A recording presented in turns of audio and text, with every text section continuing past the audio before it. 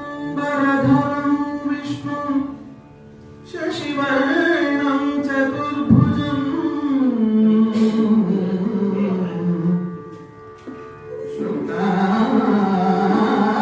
शुक्लाम्बरधरं विष्णुं शशिवर्णं चतुर्भुजं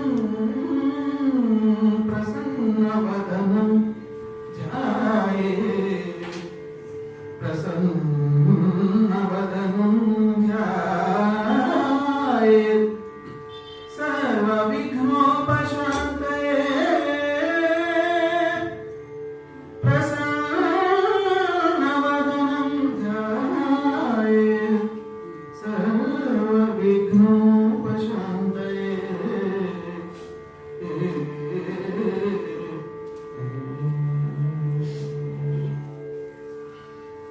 सरस्वती नमस्तुभ्यं वरदे कामरूपिणी सरस्वती नमस्तुभ्यं वरदे कामरूपिणी विद्यारम्भं करिष्यामि विद्यारम्भं करिष्यामि विद्यारम्भं करिष्यामि सिद्धिर्भवतु मे सदा गुरवे सर्वलोकानां भिषजे भवरोगिणां गुरवे सर्वलोकानां भिषजे भवरोगिणां निधये सर्वविद्यानां निधये सर्वविद्यानां दक्षिणामूर्तये नमः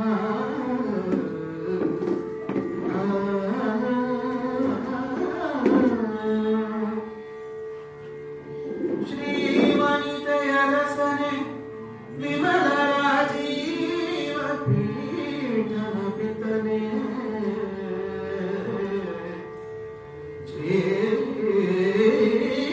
श्रीवनितयरसने विमलराजीवपीठनपितने जगकतिपावनने सरकारी सज्जन निखरदातार रावणासुरमथन श्रवणसुधा विनूतन कथन कारण कामुदान सजनव गदुगिन वीर नारायण आनत जनव काವುದು ಗದುಗಿನ ವೀರ ನಾರಾಯಣ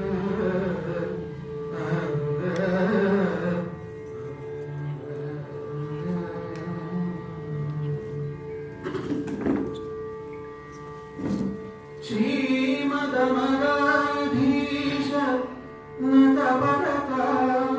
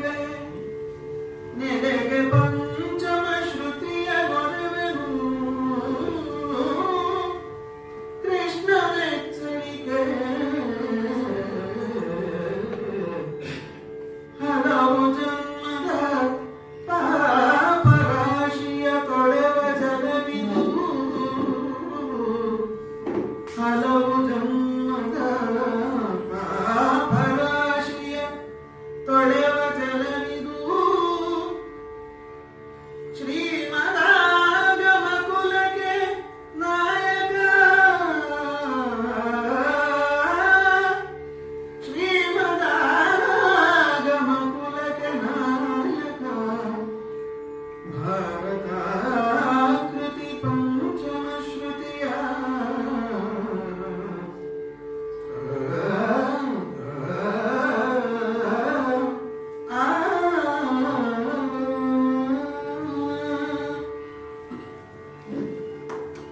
ಬಿರುನೆಲನ ಕೇಡುಗರ ಮಾತಿಂಗೊಡಬಡದಿರು ಅಂತಕನ ನಗರಿಗೆ ನಡೆಯಬೇಡ ಬಿರುನೆಲನ ಕೇಡುಗರ ಮಾತಿಂಗೊಡಬಡದಿರು ಅಂತಕನ ನಗರಿಗೆ ನಡೆಯಬೇಡ ಎಂದ ಸುರವಿಪು ಕೌರವನ ನುರೆ ಜನರ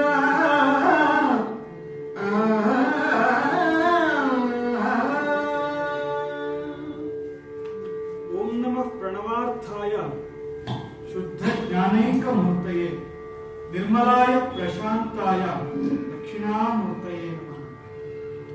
ಗುರವೇ ಸರ್ವಲೋಕಾನಾಂ ಭೀಷಜೇ ಭವರೋಗಿಣಾಂ ನಿಧಯೇ ಸರ್ವವಿದ್ಯಾನಾಂ ದಕ್ಷಿಣಾಮೂರ್ತಯೇ ನಮಃ. ಪಾರ್ವತಿ ಪರಮೇಶ್ವರರು ಹೇಗಿದ್ದಾರೆ ಅಂತ ಹೇಳಿದ್ರೆ ಶಬ್ದ ಮತ್ತು ಅರ್ಥಗಳ ರೀತಿಯಲ್ಲಿ ಬೆಸೆದುಕೊಂಡಿದ್ದಾರೆ. ಅದಕ್ಕಾಗಿ ತಿಳಿದವರು ಹೇಳಿದ್ರು ಅವರನ್ನ ಶಬ್ದ ಮತ್ತು ಅರ್ಥಗಳ ಹಾಗೆ ಬೆಸೆದುಕೊಂಡಿರುವಂತಹ ಜಗತ್ತಿಗೆ ತಂದೆ ತಾಯಿ ಅಂತ ಅವರನ್ನ ಕರೆದು ಅಂತಹ ಜಗತ್ತಿಗೆ ತಂದೆ ತಾಯಿ ಎನಿಸಿಕೊಂಡಂತಹ ಪಾರ್ವತಿ ಪರಮೇಶ್ವರರನ್ನ ಅಕ್ಷರಾನುಗ್ರಹಕ್ಕಾಗಿ ಪ್ರಾರ್ಥಿಸಿಕೊಳ್ತಾ ಇಂದಿನ ಉದ್ಯೋಗ ಪರ್ವದ 9ನೆಯ ಸಂಧಿಯ ಈ ಕುಮಾರವ್ಯಾಸ ಭಾರತವನ್ನ ನಾವು ವಾಚನ ಮತ್ತು ವ್ಯಾಖ್ಯಾನ ಮಾಡುವುದಕ್ಕೆ ತೊಡಗಿದೆವು. ಇವತ್ತಿನ ಕಾರ್ಯಕ್ರಮ ಇದು ವಿಶೇಷವೂ ಹೌದು, ವಿಶಿಷ್ಟವೂ ಹೌದು, ವಿನೂತನವೂ ಹೌದು. ಸಾಧಾರಣವಾಗಿ ಗಮಕ ಕಾರ್ಯಕ್ರಮ ಅಂತ ಹೇಳಿದ್ರೆ ಒಬ್ಬ ವಾಚನ ಮತ್ತು ಮತ್ತೊಬ್ಬ ವ್ಯಾಖ್ಯಾನಕ್ಕೆ ಅಂತ ಕೂತ್ಕೊಳ್ಳುವುದು ಸರ್ವೇ ಸಾಮಾನ್ಯವಾದಂತಹ ಸಂಗತಿ. ಬಹುಶಃ ಈ ರೀತಿಯಾದಂತಹ ಪ್ರಯೋಗಗಳನ್ನು ಹಿಂದೆ ಮಾಡಿದಾರೋ ಏನೋ ನಮ್ಮ ತಿಳುವಳಿಕೆಗೆ ಬಂದಿಲ್ಲ.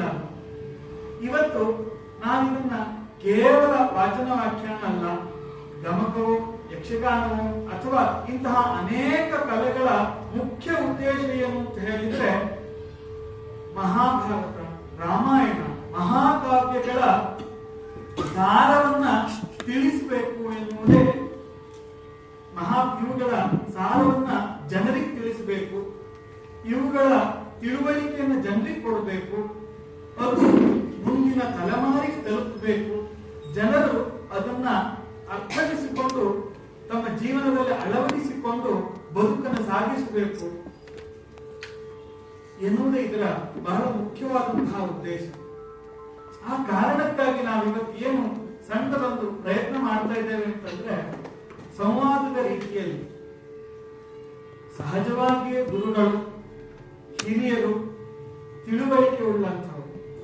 ಹಾಗಾಗಿ ಈ ಗಮಕವನ್ನು ಮಾಧ್ಯಮವಾಗಿರಿಸಿಕೊಂಡು ಜನರಿಗೆ ತಿಳುವಳಿಕೆ ಅಂದ್ರೆ ಆ ಮಟ್ಟಕ್ಕೆ ನಾವು ಏರಿದ್ದೇವೆ ಅಂತಲ್ಲ, ಇದು ಮಹಾ ದೊಡ್ಡದಾದಂತಹ ಒಂದು ಕಾವ್ಯ. ನಮ್ಮ ಇತಿಯ ಮಿತಿಯಲ್ಲಿ ನಮ್ಮ ತಿಳುವಳಿಕೆಯ ಆಧಾರದ ಮೇಲೆ ನಮಗೆ ಏನು ಬರ್ತದೆಯೋ ಅದನ್ನ ನಾವು ಸಂವಾದದ ಮೂಲಕವಾಗಿ ಹೇಳ್ತಾ ಹೋಗುವಂತಹ ಒಂದು ಸಣ್ಣ ಪ್ರಯತ್ನ ಮಾಡ್ತೇವೆ. ಕುಮಾರವ್ಯಾಸನೇ ವ್ಯಾಸರಷ್ಟು ನನಗೆ ಹೇಳಕ್ ಹೋಗಕ್ಕೆ ಆಗಲಿಲ್ಲ ಅಂತ ಹೇಳಿ ತನ್ನನ್ನ ಕುಮಾರವ್ಯಾಸ ಅಂತ ಹೇಳ್ಕೊಂಡಂತೆ. ನಾವು ಕುಮಾರವ್ಯಾಸನ ಹತ್ರಕ್ಕೂ ಹೋಗೋದಕ್ಕೆ ಆಗೋದಿಲ್ಲ ಅಂತ ಒಂದು ಸಣ್ಣ ಪ್ರಯತ್ನ ಅಷ್ಟೇ.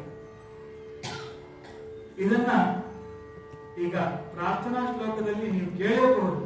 ಈಳೆಗ ಪಂಚಮ ಶ್ರುತಿಯ ಅಂತ ಒಂದು ಮಾತು ಬಂತು. ಶ್ರುತಿ ಅಂತ ಹೇಳಿದ್ರೆ ವೇದಗಳು. ಆ ವೇದಕ್ಕೆ ಇದು ಮಹಾಭಾರತ ವೇದಗಳಿಗೆ ಹತ್ತಿರವಾದಂತಹದ್ದು ಅಂತ. ಅಂಥ ವೇದಗಳೇ ಪರಮಾತ್ಮನನ್ನ ಮುಟ್ಟುವುದಕ್ಕೆ ಸಾಧ್ಯ ಆಗಲಿಲ್ವಂತೆ. ಮತ್ತೆ ನಾವೆಲ್ಲ ಇಂಥ ಇನ್ನು ಅಲ್ಪ ಮಾತ್ರರವರು ಸಣ್ಣದೊಂದು ಪ್ರಯತ್ನ ಮಾಡ್ತಾ ಇದ್ದೇವೆ ಅಷ್ಟೇ. ಇವತ್ತಿನ ಕಥೆ ನಾವೇನು ಇಟ್ಕೊಂಡಿದ್ದೇವೆ ಅಂತ ಹೇಳಿದ್ರೆ, ಆಯ್ಕೆ ಮಾಡ್ಕೊಂಡಿದ್ದೇವೆ ಅಂತಂದ್ರೆ, ಮಹಾಭಾರತ ಎಲ್ಲರಿಗೂ ಗೊತ್ತಿದೆ. ಮಹಾಭಾರತದಲ್ಲಿ ಪಾಂಡವರಿಗೂ ಕೌರವರಿಗೂ ಯುದ್ಧ ನಡೆಯುತ್ತೆ. ಅದಕ್ಕಿಂತ ಹಿಂದಿನದಾದಂತಹ ಒಂದು ಸನ್ನಿವೇಶ, ಶ್ರೀಕೃಷ್ಣ ಪರಮಾತ್ಮ ಸಂಧಿಗೆ ಅಂತ ಹೇಳಿ ಹೊರಡುತ್ತಾನೆ. ಅಂಥ ಸಂದರ್ಭದಲ್ಲಿ ನೇರವಾಗಿ ಹಸ್ತಿನಾವತಿಯನ್ನ ಹೊಕ್ಕಂತಹ ಆತ ಎಲ್ಲರಿಗೂ ಕೂಡ ದರ್ಶನ ಭಾಗ್ಯವನ್ನ ಕೊಡ್ತಾನೆ. ಆದರೆ ಯಾರ ಮನೆಯ ಆತಿಥ್ಯವನ್ನು ಕೂಡ ಆತ ಪಡೆದುಕೊಳ್ಳೋದಿಲ್ಲ. ನೇರವಾಗಿ ವಿದುರನ ಮನೆಗೆ ಪ್ರವೇಶ ಮಾಡ್ತಾನೆ. ಎಲ್ಲರೂ ಕೂಡ ಸಾವಿರ ಸಾವಿರ ಬಗೆಯ ಭಕ್ಷ್ಯ ಭೋಜ್ಯಗಳನ್ನ ಸಿದ್ಧಪಡಿಸಿಕೊಂಡು, ಕೃಷ್ಣ ಈಗ ಬರ್ತಾನೆ, ನಾವು ಹೀಗೆ ಅವನಿಗೆ ಆತಿಥ್ಯ ಮಾಡಬೇಕು, ಅವನಿಗೆ ಹೀಗೆ ಕರ್ಕೊಂಡು ಹೋಗ್ಬೇಕು, ಅವನಿಗೆ ಹೀಗೆ ಕೂರಿಸ್ಬೇಕು, ಇಂಥದ್ರ ಮೇಲೆ ಕೂರಿಸ್ಬೇಕು ಅಂತೆಲ್ಲ ಆಲೋಚನೆ ಮಾಡ್ತಾ ಇರ್ತಾರೆ. ಆದ್ರೆ ವಿದುರನಿಗೆ ಮನಸ್ಸಿನಲ್ಲಿ ಏನಿತ್ತು ಅಂತಂದ್ರೆ, ಕೃಷ್ಣ ಎಲ್ಲಿ ನಮ್ಮ ಮನೆಗೆಲ್ಲ ಬರ್ತಾನೆ, ಬರುವುದಕ್ಕೆ ಅವನ ಮನಸ್ಸಿದ್ರು ಎಲ್ಲಿ ಬಿಡ್ತಾರೆ ಉಳಿದವರು ಅಂತ ಆಲೋಚನೆ ಮಾಡ್ತಾ ಇದ್ದ. ಆತ ಹೊರಗಿನ ಕೃಷ್ಣನ ಅಪೇಕ್ಷೆಯಲ್ಲಿ ಇರಲಿಲ್ಲ.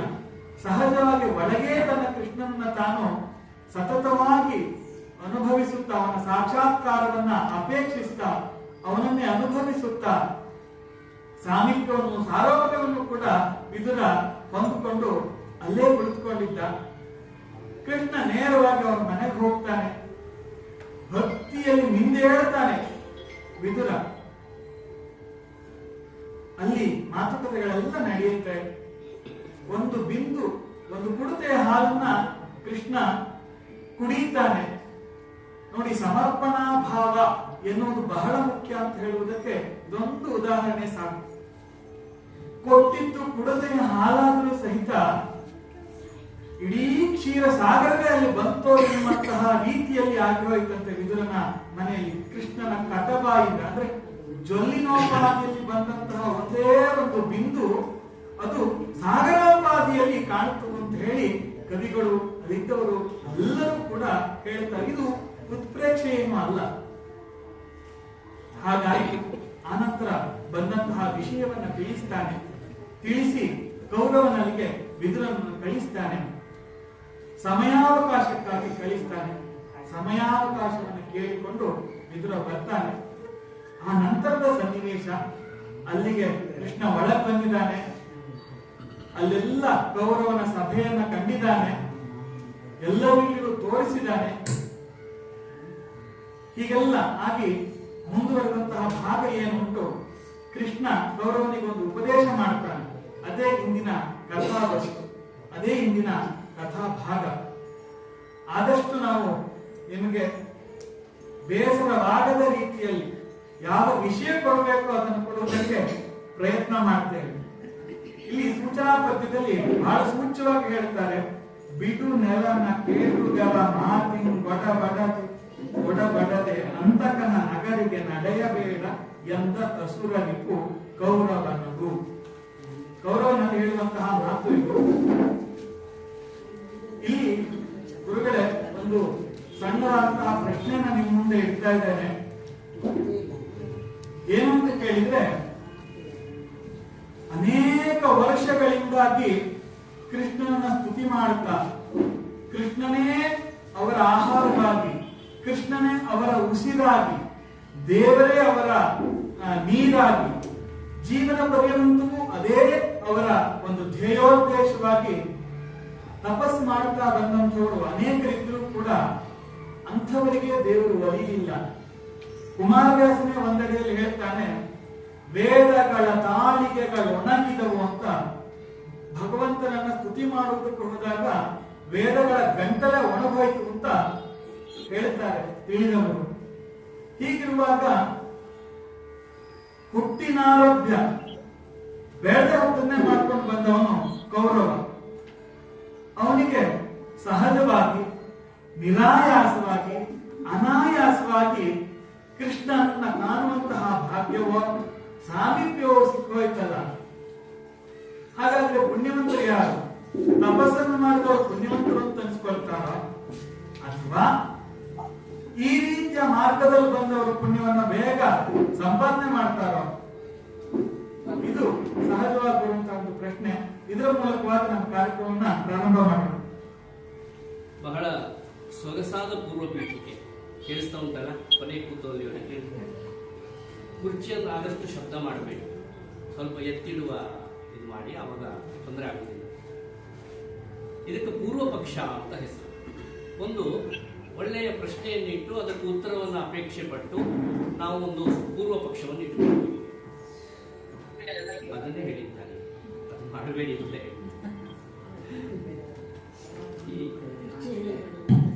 ಈ ಪೂರ್ವ ಪಕ್ಷ ಯಾಕೆ ಬೇಕು ಅಂತ ಕೇಳಿದ್ರೆ, ಉತ್ತರ ಅತ್ಯಂತ ಎತ್ತರವಾಗಿರುವುದಕ್ಕೆ ಬೇಕು, ಜೊತೆಗೆ ನಮ್ಮ ನಂಬಿಕೆಗಳು ಮತ್ತಷ್ಟು ದೃಢವಾಗ್ತಾ ಹೋಗುವುದಕ್ಕೆ ಬೇಕು. ನಾವೆಲ್ಲ ಯಾವ ಸ್ಥಿತಿಯಲ್ಲಿ ಇದ್ದೇವೆ ಕೇಳಿದ್ರೆ, ಪ್ರತಿಯೊಬ್ಬರಿಗೂ ಇದು ಅನ್ವಯ ಆಗುತ್ತೆ. ನನಗೆ ಬೇರೆ, ನಿಮಗೆ ಬೇರೆ ಹಾಗಲ್ಲ. ದೇವರನ್ನು ಎಲ್ಲರೂ ನಂಬುತ್ತೇವೆ, ಆದ್ರೆ ಎಲ್ಲಿಯವರೆಗೆ ದೇವರನ್ನು ನಂಬುತ್ತೇವೆ ಅಂತ ಹೇಳಿದ್ರೆ ಗಟ್ಟಿ ಸಾಕು. ಒಂದು ಕಥೆ ನೆನಪಾಗುತ್ತೆ. ಊರಿನಲ್ಲಿ ಮಳೆ ಬರಲೇ ಇಲ್ಲ, ತುಂಬಾ ಸಮಯ ಕಳೆಯಿತು, ಮಳೆ ಬರಬೇಕು. ಆವಾಗ ಒಬ್ಬರು ಜ್ಞಾನಿಗಳು ಅಲ್ಲಿಗೆ ಬಂದರು. ನೋಡಪ್ಪ, ಇಂತಹ ಒಂದು ಪೂಜೆಯನ್ನು ಮಾಡಿ, ಬೆಟ್ಟದ ಮೇಲೆ ದೇವಸ್ಥಾನ ಉಂಟು, ಪೂಜೆಯನ್ನು ಮಾಡಿ, ಪೂಜೆ ಮುಗಿಸಿ ಬರುವುದರೊಳಗೆ ಮಳೆ ಬರುತ್ತದೆ ಅಂತ ಹೇಳಿ ಊರಿನವರೆಲ್ಲ ಪೂಜಾ ಪರಿಕರಗಳನ್ನೆಲ್ಲ ತಗೊಂಡು ಹೋದ್ರು ಬೆಟ್ಟದ ಮೇಲೆ, ಪೂಜೆಯನ್ನು ಮಾಡಿ ಬರುತ್ತೇವೆ ಅಂತ. ಆದ್ರೆ ಒಂದು ಪುಟ್ಟ ಹುಡುಗಿ ಮಾತ್ರ ಛತ್ರಿಯನ್ನು ಹಿಡ್ಕೊಂಡು, ಯೋಚನೆ ಮಾಡಿ, ಯಾಕಮ್ಮ ಛತ್ರಿ ಹಿಡ್ಕೊಂಡು ಹೋಗ್ತಾ ಇದ್ದಿ, ಮಳೆ ಬರುತ್ತೆ, ಸುಮಾರು ಸಮಯ ಆಯ್ತು ಅಂತ ಹೇಳಿದ್ದಾರೆ. ನೋಡಿ, ಅವರು ಹೇಳಿದ್ರಲ್ಲ ದೊಡ್ಡವರು, ಏನ್ ಹೇಳಿದ್ರು ಹೇಳಿ, ಪೂಜೆ ಮಾಡಿ ಬರುವುದ್ರೊಳಗೆ ಮಳೆ ಬರುತ್ತೆ ಅಂತ ಹೇಳಿದ್ದಾರೆ, ನಾವು ವಾಪಸ್ ಬರುವಾಗ ಒದ್ದೆ ಆಗುದಿಲ್ವಾ, ಹಾಗಾಗಿ ನಾನು ಛತ್ರಿ ಹಿಡ್ಕೊಂಡೆ ಅಂತ ಹೇಳಿ. ಅಂದ್ರೆ ಅವಳ ನಂಬಿಕೆ ಆಗಿತ್ತು. ಇಂತಹ ನಂಬಿಕೆ ನಮ್ಮಲ್ಲಿ ಇಲ್ಲ. ಅವ್ರು ಹೇಳಿದಾರಲ್ಲ, ಹಾಗಾಗಿ ನೋಡೋಣ, ಮಾಡೋಣ, ಮಳೆ ಬಂದ್ರೆ ನೋಡೋಣ, ಪುಣ್ಯ ಅಂತ ಈ ರೀತಿಯ ಮನೋಭಾವದಲ್ಲಿ ಇರುವವರು. ಆದರೆ ಇದು ಸಾಮಾನ್ಯ ಜನರ ಜೀವನವಾದರೆ ಋಷಿಗಳು ಹಾಗಲ್ಲ. ಸಾವಿರ ವರ್ಷ ತಪಸ್ಸು ಮಾಡಿದ್ದಾರೆ. ಆ ತಪಸ್ಸು ಯಾಕಾಗಿ ಮಾಡಿದ್ದಾರೆ ಕೇಳಿದ್ರೆ, ದೇವರ ದರ್ಶನ ಉಂಟು, ಆದರೆ ಅದರ ಪರಿಣಾಮಗಳನ್ನು ನಾವು ಚಿಂತಿಸಬೇಕಾಗುತ್ತೆ. ಜಗತ್ ಕಲ್ಯಾಣ ಅಂತ ಹೇಳುವುದು ಅವರಿಗೆ ಪ್ರಧಾನವಾದಂತಹ ಲಕ್ಷ್ಯ. ಅದರಿಂದ ಆಗ್ತಾನೆ ಉಂಟು. ಈಗ ಅವರು ತಪಸ್ಸು ವ್ಯರ್ಥ ಆಗಲಿಲ್ಲ ಎಲ್ಲಿಯೂ ಕೂಡ. ಗಮನಿಸಬೇಕಾದ ಒಂದು ರಹಸ್ಯ ಯಾವುದು ಕೇಳಿದ್ರೆ, ಒಂದು ವೇಳೆ ದೇವರು ಸಾಕ್ಷಾತ್ಕಾರ ಆಗಿಬಿಟ್ರೆ ಅವ್ರ ತಪಸ್ಸಿಗೆ ಬಂದು ಅವ್ರು ತಪಸ್ಸು ಮಾಡೋದಿಲ್ಲ, ಅವರು ದೇವರಲ್ಲಿ ಸೇರಿ ಬಿಡ್ತಾರೆ. ಆವಾಗ ಈ ಕಾರ್ಯಕ್ರಮವನ್ನು ಯಾರು ಮಾಡಬೇಕು ಅಂತ ಇದೊಂದು ಪರಂಪರೆಯಾಗಿಯೇ ಮುಂದುವರಿದು ಬರ್ತಾ ಇದೆ. ಹಾಗಾದ್ರೆ ಭಗವಂತ ಅನುಗ್ರಹವನ್ನು ಮಾಡಬೇಕು ಅಂತ ಇರುವವನು ಹೇಗೆಲ್ಲ ಮಾಡ್ತಾನೆ ಅಂತ ಅದು ನಮಗೆ ಊಹಿಸ್ಲಿಕ್ಕೂ ಸಾಧ್ಯ ಇಲ್ಲ. ಅಂತಹ ಒಂದು ವಿಚಿತ್ರಗಳ ಸಂಗಮ ನಮ್ಮ ಪುರಾಣಗಳು, ಮಹಾಕಾವ್ಯಗಳು. ಇದನ್ನೇ ಹೇಳಿದ್ರು ಆವಾಗ ಕುಮಾರವ್ಯಾಸನ ಒಂದು ಉಕ್ತಿಯನ್ನು ಉದಾಹರಿಸಿ ಹೇಳಿದ್ರು. ಉಪನಿಷತ್ತುಗಳು ಅದನ್ನೇ ಹೇಳುತ್ತೆ, ನೇಕಿ ನೇಕಿ, ಇದಿಷ್ಟೇ ಅಲ್ಲ, ಇದಿಷ್ಟೇ ಅಲ್ಲ ಭಗವಂತ ಅಂತ ಹೇಳಿದ್ರೆ ಅಂತ. ಒಂದು ಒಳ್ಳೆಯ ಪಾತ್ರದ ಮೂಲಕವಾಗಿ ನಾವು ಕಥಾ ಪ್ರವೇಶವನ್ನು ಮಾಡಿದ್ದೇವೆ. ವಿದುರನ ಮೂಲಕವಾಗಿ. ವಿದುರನಿಗೆ ಅತ್ಯಂತ ಮಹತ್ವದ ಸ್ಥಾನ ಇದೆ. ನಾವು ಗಣಿಸ್ತಾ ಇಲ್ಲ ವಿದುರನ ಬಗ್ಗೆ. ಗೀತೋಪದೇಶ ಭಗವಂತ ಅರ್ಜುನನಿಗೆ ಮಾಡಿದ ಅಂತ ನಾವು ಕೇಳಿದ್ದೇವೆ. ಇದಕ್ಕಿಂತ ಮೊದಲೇ ಈ ಗೀತೆಯಲ್ಲಿ ಬರುವ ಎಲ್ಲ ವಿಷಯಗಳನ್ನು, ಜ್ಞಾನವೋ, ವೈರಾಗ್ಯವೋ, ಭಕ್ತಿಯೋ, ಕರ್ಮವೋ, ಇದರ ಬಗ್ಗೆ ಎಲ್ಲ ವಿಸ್ತಾರವಾಗಿ ವಿದುರ ಧೃತರಾಷ್ಟ್ರನಿಗೆ ಹೇಳಿಯಾಗಿದೆ.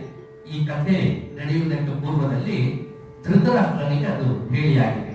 ಆದ್ರೆ ಆ ಧೃತರಾಷ್ಟ್ರ ಹೇಗೆ ಕಥೆಯನ್ನು ಕೇಳಿದ್ದಾನೆ ಅಥವಾ ವಿದುರದ ನೀತಿಯನ್ನು ಕೇಳಿದ್ದಾನೆ ಅಂತ ಹೇಳಿದ್ರೆ, ನಾವೆಲ್ಲ ಕಥೆ ಕೇಳಿದ ಹಾಗೆ ಒಂದು 2 ಗಂಟೆ ಪುರಾಣ ಕಥಾ ಕಾಲಕ್ಷೇಪವನ್ನು ಮಾಡ್ತೇವೆ. ಮನೆಗೆ ಹೋದ್ಮೇಲೆ ನಾವು ಕಥೆ ಸೀರಿಯಲ್.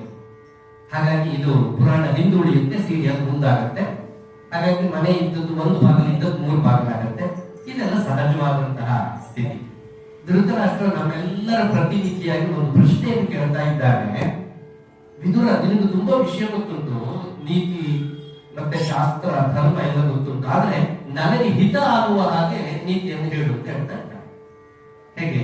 ಇದರ ಗುಟ್ಟನ್ನು ಗಮನಿಸಿ, ನನಗೆ ಹಿತ ಆಗ್ಬೇಕು. ಯಾಕಂದ್ರೆ ನನಗೆ ರಾತ್ರಿ ನಿದ್ರೆ ಬರ್ತಾ ಇಲ್ಲ. ನಾಳೆ ದಿವಸ ಬೆಳಗಾದ್ರೆ ಪಾಂಡವರು ಬರ್ತಾ ಇದ್ದಾರೆ ನಮ್ಮ ಹಸ್ತಿನಾಪುರಕ್ಕೆ, ಅವರ ರಾಜ್ಯವನ್ನು ಅವರು ಕೇಳ್ತಾ ಇದ್ದಾರೆ. ನಾವೇನು ಇಷ್ಟು ವರ್ಷ ಅವರ ರಾಜ್ಯವನ್ನು ಆಳಿಕೊಂಡು ಬಂದಿದ್ದೇವೆ. ಈಗ ನಾಳೆ ಅವರು ಬಂದ್ರೆ ಅವ್ರದನ್ನು ಅವ್ರಿಗೆ ಕೊಡಬೇಕಾಗತ್ತೆ. ಈಗ ನನಗೆ ನಿದ್ರೆ ಬರ್ತಾ ಇಲ್ಲ. ಈಗ ಬೇರೆ ಒಂದು ಸಂಪತ್ತನ್ನು ತನ್ನ ಜೇಬಿನಲ್ಲಿ ಇರಿಸಿಕೊಂಡು ಓಡಾಡ್ತಾ ಇರುವವರ ಸ್ಥಿತಿ ಧೃತರಾಷ್ಟ್ರನದ್ದು. ಹಾಗಾಗಿ ಅವನು ಇವನಲ್ಲಿ ನೀತಿಯನ್ನು ಅಪೇಕ್ಷೆ ಪಡ್ತಾ ಇದ್ದಾನೆ, ಹಿತ ಆಗುವಂತಹ ನೀತಿ. ಆದ್ರೆ ಇವನಿಗೆ ದಾಕ್ಷಿಣ್ಯ ಇಲ್ಲ. ಯಾಕೆ ವಿದುರನಿಗೆ ಹೇಳಬೇಕಾದದ್ದನ್ನು ಬಹಳ ಸ್ಪಷ್ಟವಾಗಿಯೇ ಹೇಳ್ತಾ ಇದ್ದಾನೆ. ಅದೇನು ಪರಿಣಾಮ ಕೊಡ್ಲಿಲ್ಲ ಅಂತ ಹೇಳುವುದು ನಿಜವಾಗಿಯೂ ದುರಂತ. ಆದ್ರೆ ಇಲ್ಲಿ ಸೊಗಸಾದ ಒಂದು ಪ್ರವೇಶ ಯಾವುದು ಕೇಳಿದ್ರೆ ಕೊಡುವುದೆಲ್ಲವ ಅಂತ ಮೊದಲು ಪ್ರಾರಂಭ. ಕೊಡಬೇಕು, ಪಾಂಡವರಿಗೆ ಅವರದ್ದಾದಂತಹ ರಾಜ್ಯವನ್ನು ಕೊಡಬೇಕು ಅಂತ ಕೇಳುವುದಕ್ಕೆ ಬಂದಿದ್ದಾನೆ ಕೃಷ್ಣ. ಕೈ ಕೆಳಗುಂಟು, ಯಾವಾಗಲೂ ಹಾಗೆ ಅಲ್ವಾ? ಬೇಡುವವರ ಕೈ ಕೆಳಗೆ, ನೀಡುವವರ ಕೈ ಮೇಲು. ಇಲ್ಲಿ ಕೊನೆಗೊಂದು ದೃಶ್ಯ ಬದಲಾಗತ್ತೆ. ಬಿಡು ನೆಲವ ಅಂತ ಹೇಳ್ತಾ ಇದ್ದಾರೆ. ನಾವೀಗ ಅಲ್ಲಿಂದ ಪ್ರಾರಂಭ ಮಾಡಿದ್ದೇವೆ. ಬಿಡು ನೆಲವ, ಸ್ವಲ್ಪ ಭೇದೋಪಾಯವನ್ನು, ದಂಡ ಪ್ರಯೋಗವನ್ನು ಮಾಡುತ್ತೇನೆ ಎನ್ನುವಂತಹ ಬೆದರಿಕೆಯನ್ನು ಇಲ್ಲಿ ಹಾಕ್ತಾ ಇದ್ದಾನೆ ಕೃಷ್ಣ.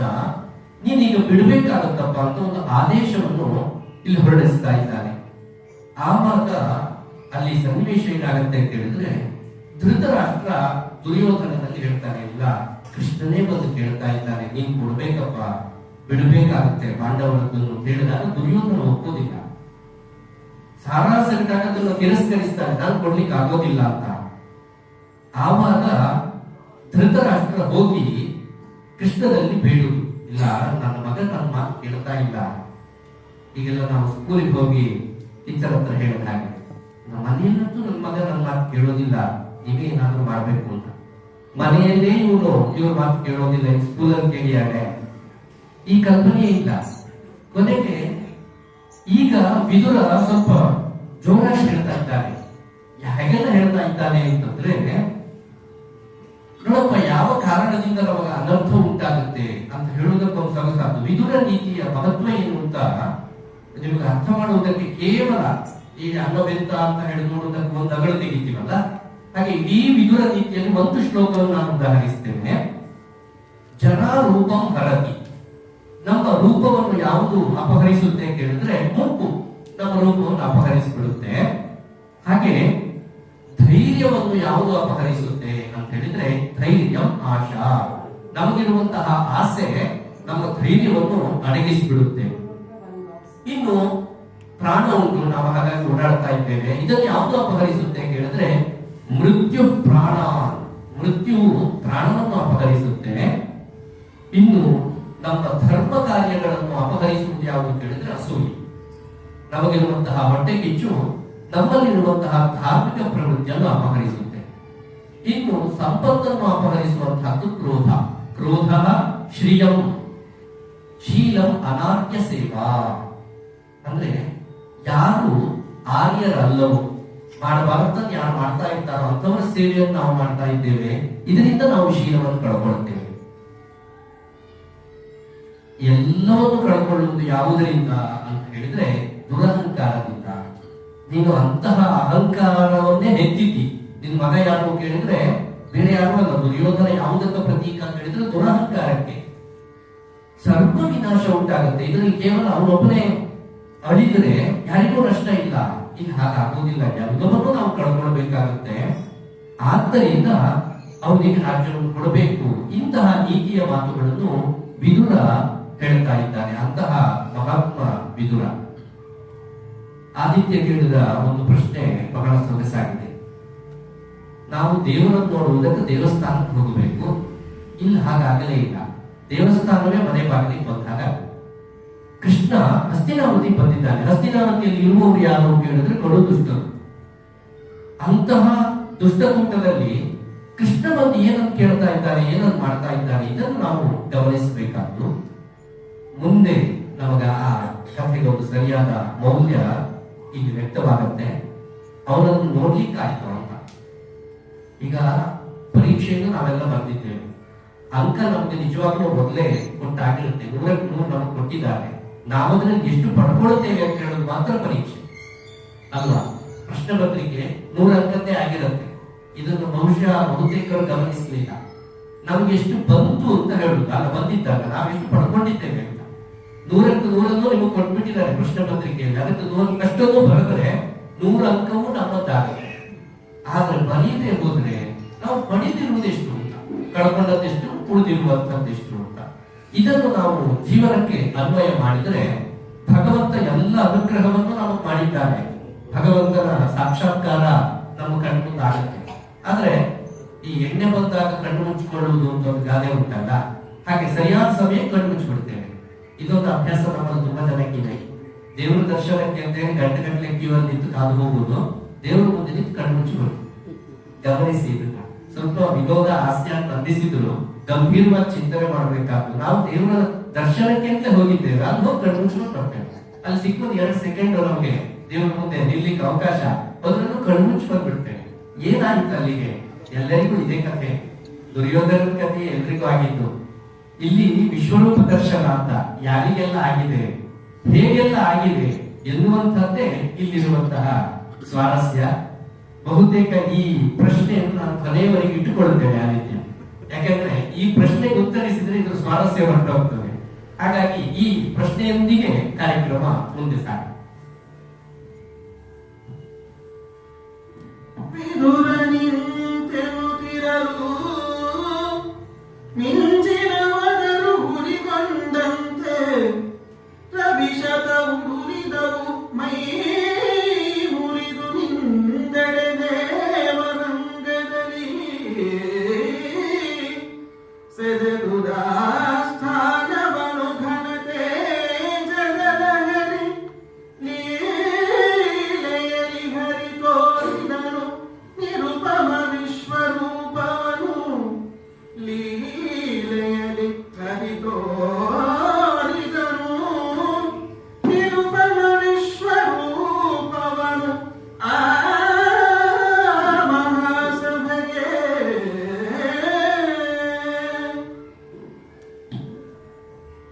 ಇಲ್ಲಿ ಕವಿಗಳು ಹೇಳ್ತಾ ಇದ್ದಾರೆ, ವಿದುರ ನಿಂತೆನ್ನುತ್ತಿರಲು.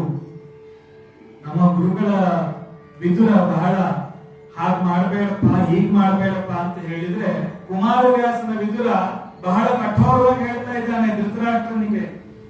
ಹೇಗೆ ಅಂತ ಕೇಳಿದ್ರೆ, ಎಲೆ ಮರುಳೆ ಧೃತರಾಷ್ಟ್ರ, ನಂಜಿನ ಬಳಗ ವೀಕನ ಬಂಧು ಕೃತ್ಯದ ಬಳಕೆಯಲ್ಲಿ ನಿನ್ನ ಕಂದನ ಕಳೆದುಕೊಳ್ಳಬೇಡ ಅಂತ ಹೇಳಿ ನೇರವಾಗಿ ನಿಷ್ಠುರವಾದಂತಹ ನುಡಿಗಳಿಂದ ಧೃತರಾಷ್ಟ್ರನಿಗೆ ವಾಚಾಗೋಚರವಾಗಿ ಬೈತಾ ಇದ್ದಾನೆ. ಬುದ್ಧಿ ಇದೆಯಾ ನಿನಗೆ? ನಿನ್ನ ಮಗನಿಗೆ ಹೇಳು, ಬೇಡ ಇಂಥ ಮಾತು ಅಂತ. ಬುದ್ಧಿವಾದವನ್ನ ನೀನು ಹೇಳೋದನ್ನ ಬಿಟ್ಟು ನೀನು ಕೌರವನಲ್ಲಿ ಕೇಳ್ತಾ ಇದೀಯ, ಕೇಳ್ಕೊಳ್ತಾ ಇದೀಯ. ನೀನು ಅಪ್ಪನಾಗಿ ಹೇಳಬೇಕಾದಂತಹ ಸ್ಥಿತಿಯಲ್ಲಿರುವವನು, ನೀನು ಅವನಲ್ಲಿ ಕೇಳಬೇಕಾದಂತಹ ಸ್ಥಿತಿಯಲ್ಲಿ ಇಲ್ಲ ನೀನು ಅಂತ ಹೇಳಿ ಬೈತಾ ಇದ್ದಾನೆ. ಅಷ್ಟು ಬೈಯುವಾಗಲೇ ಶ್ರೀಕೃಷ್ಣ ಒಮ್ಮೆ ಗಹಿಸಿ ನಕ್ಕು. ಯಾಕಾಗಿ ಬೈತಾನೆ ಅಂತ ಹೇಳಿದ್ರೆ, ಕೌರವ ಮತ್ತು ಕೌರವನ ಸಂಗಡಿಗರು ಕೃಷ್ಣನನ್ನು ಕಟ್ಟುವುದಕ್ಕೆ ಅಂತ ಮುಂದಾಗ್ತಾರೆ. ಅದಕ್ಕೆ ಇದೆಲ್ಲ ಮುನ್ನುಡಿಯಾಗಿ ಶ್ರೀಕೃಷ್ಣ ಗಹಿಸಿ ನಕ್ಕು ಸಂಪೂರ್ಣವಾಗಿ ತನ್ನ ವಿರಾಟ್ ವಿಶ್ವರೂಪವನ್ನ ತೋರಿಸ್ಬಿಡ್ತಾನಂತೆ.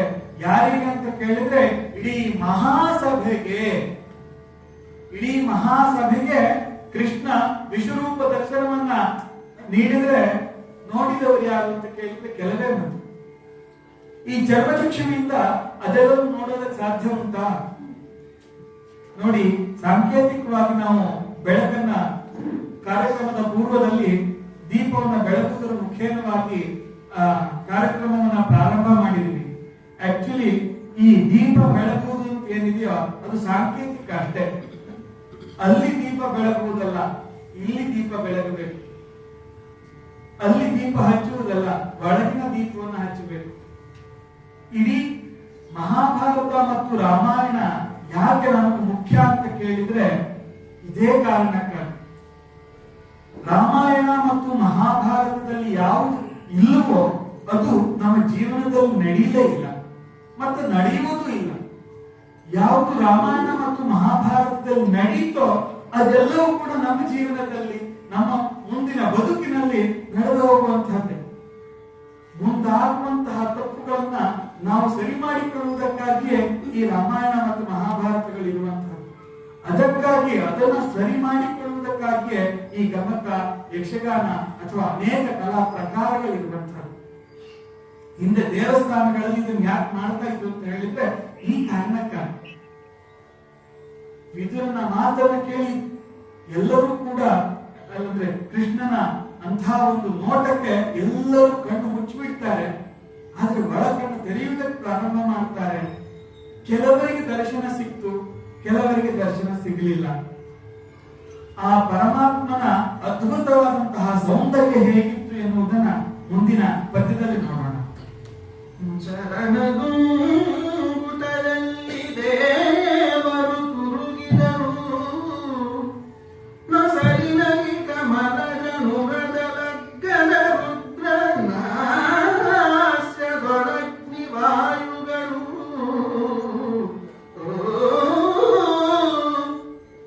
ಬೆರಳಲಿಂದ್ರಾದಿಗಳು ನಯನಾಂಗುರುಹದಲ್ಲಿ ರವಿ ನಾಭಿಯರ ಭವನದ ಭುಜಾಗ್ರದೊಳಗಿಳಗಿ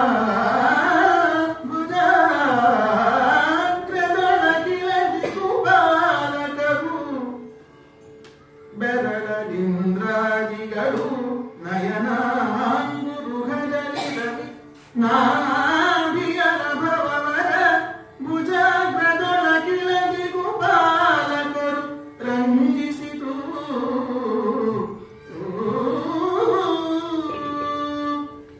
ಇದು ವಿಶ್ವರೂಪ. ಹೇಗೆ ಭಗವಂತ ಕಾಣಿಸ್ತಾ ಇದ್ದಾನೆ ಅಥವಾ ಅವನಲ್ಲಿ ಏನೆಲ್ಲ ಉಂಟು ಎನ್ನುವುದನ್ನು ಬಹಳ ಸೊಗಸಾಗಿ ವರ್ಣಿಸ್ತಾ ಇದ್ದಾರೆ ಕವಿ. ನಾವೆಲ್ಲ ದೇವರ ಚರಣವನ್ನು ಸೇವೆ ಮಾಡುವಂಥವರು. ಅಂತಹ ದೇವತೆಗಳೆಲ್ಲ ಈ ಕೃಷ್ಣನ ಚರಣದಲ್ಲಿ ಬೆರಳುಗಳ ರೀತಿಯಲ್ಲಿ ಕಾಣಿಸ್ತಾ ಇದ್ದಾರೆ. ಎಂತಹ ಅದ್ಭುತವಾದ ಕಲ್ಪನೆ. ಹಾಗಾದ್ರೆ ನಾವೇನು ಅಂತ ಒಮ್ಮೆ ಪ್ರಶ್ನೆ ಬಂದೇ ಬರ್ತದೆ. ನಾವು ಯಾರನ್ನು ಅತ್ಯಂತ ಮಹತ್ವದ ಸ್ಥಾನವನ್ನು ಕೊಟ್ಟು ಅವರ ಚರಣ ಸೇವೆಯನ್ನು ಮಾಡ್ತಾ ಇದ್ದೇವೋ ಅಂತಹ ದೇವಾನುದೇವತೆಗಳೇ ಇವನ ಚರಣವೂ ಅಲ್ಲ, ಚರಣದ ಒಂದು ಮುಂದುಷ್ಟ ಅಂತ ಹೇಳ್ತಾ ಇದ್ದಾರೆ. ಅಂದ್ರೆ ಅಂತಹ ಅಲ್ಪ ಸ್ಥಾನದಲ್ಲಿ ಮತ್ತಲ್ಪ, ಅಂತಹ ಸ್ಥಾನದಲ್ಲಿ ದೇವತೆಗಳೆಲ್ಲ ಕಾಣಿಸ್ತಾ ಇದ್ದಾರೆ. ನಮ್ಮೆಲ್ಲರ ಹಣೆ ಬರಹವನ್ನು ಬರೆಯುವವನು ಬ್ರಹ್ಮ ಅಂತ, ವಿಧಾತ, ಸೃಷ್ಟಿಕರ್ತ ಅಂತ ಕರೀತಾ ಇದ್ದೇವೆ. ಅವನು ಈ ವಿರಾಟ್ ಪುರುಷನ ನೊಸಲಿನಲ್ಲಿ ಹಣೆಯಲ್ಲಿ ಕಾಣಿಸ್ತಾ ಇದ್ದಾನೆ. ಎಲ್ಲರ ಹಣೆ ಬರಹವನ್ನು ಬರೆಯುವಂತಹ ಬ್ರಹ್ಮನಿಗೆ ವಿರಾಟ್ ಪುರುಷನ ಹಣೆಯಲ್ಲಿ ಸ್ಥಾನವನ್ನು ಕೊಟ್ಟಿದ್ದಾರೆ. ಇನ್ನು ಇಡೀ ಪ್ರಪಂಚವನ್ನು ಸುಟ್ಟು ತನ್ನ ಹಣೆಗೆ ಬೊಟ್ಟಿಟ್ಟುಕೊಳ್ಳಬಲ್ಲಂತಹ ಅತ್ಯಂತ ಶಕ್ತಿಶಾಲಿ ಲಯಕಾರಿಯಾದಂತಹ ಶಿವ ಇವನ ಹೊಟ್ಟೆಯಲ್ಲಿದ್ದಾನೆ. 14 ಲೋಕವನ್ನು ತನ್ನ ಉದರದಲ್ಲಿ ಪಾಲಿಸಬಲ್ಲಂತಹ ಮಹಾಮಹಿಮ ಪರಶಿವ ಇವನ ಉದರದಲ್ಲಿದ್ದಾನೆ. ಅವನಲ್ಲಿ ಸ್ಥಾನವನ್ನು ಕಂಡುಕೊಂಡಿದ್ದಾನೆ. ಇನ್ನು ನಾವು ಉಸಿರಾಡುವಂತಹ ವಾಯು, ಹೋಗಿಸುವಂತಹ ಅಗ್ನಿ, ವಿರಾಟ್ ವಿಶ್ವರೂಪನ 2 ನಾಸಿಕ ರಂಧ್ರಗಳಾಗಿ ಕಾಣಿಸ್ತಾ ಇದ್ದಾರೆ. ಅಗ್ನಿ ಮತ್ತು ವಾಯು ಇದು ತತ್ವಗಳು. ಇದನ್ನು ನಾವು ಅರ್ಥ ಮಾಡಿಕೊಳ್ಳಬೇಕು. ಇವೆಲ್ಲವನ್ನು ಕೂಡ ಇಲ್ಲಿ ಹೇಳ್ತಾ ಇರುವುದೆಲ್ಲವೂ ಕೂಡ ತತ್ವವೇ. ಬ್ರಹ್ಮ ಕೂಡಲೇ 4 ಮುಖದವನು, ಕೈಯಲ್ಲಿ ಅಕ್ಷಮಾಲೆ, ಮತ್ತೆ ಅವನಿಗೆ ಸೃಷ್ಟಿ ಮಾಡುವುದೇ ಕೆಲಸ ಇತ್ಯಾದಿ ಹಂಸವಾಹನ, ಈ ರೂಪಕಲ್ಪನೆಗೆ ನಾವು ಬರ್ತೇವೆ. ಆದ್ರೆ ಅದು ಬ್ರಹ್ಮ ತತ್ವ, ರುದ್ರ ತತ್ವ ಎಲ್ಲವನ್ನು ತನ್ನಲ್ಲಿ ಲೀನ ಮಾಡಿಕೊಳ್ಳುವಂಥದ್ದು, ಲಯ ಮಾಡಿಕೊಳ್ಳುವಂಥದ್ದು ಇದು ರುದ್ರ. ಅಂತಹ ತತ್ವಾನುಸಂಧಾನವನ್ನು ನಾವು ಮಾಡಬೇಕಿದೆ. ಆ ವಿಶ್ವರೂಪಿಯ ಮೂಗು ಯಾವುದು ಕೇಳಿದ್ರೆ ಅಗ್ನಿ ಮತ್ತು ವಾಯು. ಇನ್ನು ನಯನಗಳು ಬೇಕಾಗ ನಾವು ಯಾರ ಬೆಳಕಿನಿಂದ ಪ್ರಪಂಚವನ್ನು ನೋಡ್ತಾ ಇದ್ದೇವೋ ಅಂತಹ ಸೂರ್ಯ ಚಂದ್ರರು ಇವನ ನೇತ್ರಗಳಾಗಿದ್ದಾರೆ. ಅಂತಹ ವಿಶ್ವರೂಪವನ್ನು ಇವನು ಪ್ರಕಟ ಮಾಡ್ತಾ ಇದ್ದಾನೆ. ಜೊತೆಗೆ ದಿಕ್ಪಾಲರು ಅಂತ ನಾವು ಅಷ್ಟ ದಿಕ್ಕುಗಳು, ದಶ ದಿಕ್ಕುಗಳು ಹೀಗೆ ವಿಭಾಗಿಸಿ ಒಂದೊಂದು ದಿಕ್ಕಿಗೆ ಒಬ್ಬೊಬ್ಬರು ಒಡೆಯ ಅಂತ ಹೇಳಿ ಯೋಜಿಸಿದರೆ ಅಂತಹ ದಿಕ್ಪಾಲಕರನ್ನೇ ಇವನ ಭುಜಾಗ್ರದಲ್ಲಿ ಕಾಣಿಸ್ತಾ ಇದ್ದಾರೆ. ಅಂತಹ ವಿಶಿಷ್ಟವಾದಂತಹ ರೂಪವನ್ನು ಈ ಕೌರವನ ಆಸ್ಥಾನದಲ್ಲಿ ಪ್ರಕಟ ಮಾಡಿದ್ದಾನೆ ಪ್ರಭು. ಇದು ಇಲ್ಲಿರುವಂತಹ ಚೋದ್ಯ. ಮಾತ್ರ ಅಲ್ಲ, ಸುರವರ್ಗ ಅಂತ ಒಂದೊಂದು ವರ್ಗದವರನ್ನು ನಾವು ಹೇಳ್ತಾ ಹೋಗ್ತೇವೆ. ಸುರರು, ಕಿನ್ನರರು, ಕಿಂಪುರುಷರು ಇವರೆಲ್ಲರೂ ಕೂಡ ಆ ಭಗವಂತನ ರೋಮ ರಾಜ್ಯಗಳಲ್ಲಿ ನೆಲೆಸಿದ್ದಾರೆ. ಇಡೀ ಶರೀರ ಹೇಗೆ ಕಾಣಿಸ್ತಾ ಇದೆ ಅಂತ ಹೇಳಿದ್ರೆ, ದಿವ್ಯವಾದಂತಹ ಶರೀರ ಕಾಂತಿಯುಕ್ತವಾದಂತಹ ತೇಜೋ ಶರೀರವಾಗಿ ಕಾಣಿಸ್ತಾ ಇದೆ ಎನ್ನುವುದಾಗಿ ಹೇಳುತ್ತಾ ಮುಂದೆ ಉಳಿದ ಅವಯವಗಳನ್ನು ವರ್ಣಿಸ್ತಾ ಇದ್ದಾರೆ. ಬಲನ ಭುಜದಲ್ಲಿ ಪಾರ್ಥನು, ಎಡದಲ್ಲಿ ಹಲಧರನು, ಚರಣದಲ್ಲಿ ಧರ್ಮಜ ಕಲಿಮೃಗೋದರ ನಕುಲ ಸಹದೇವಾದಿಯಾದವರು,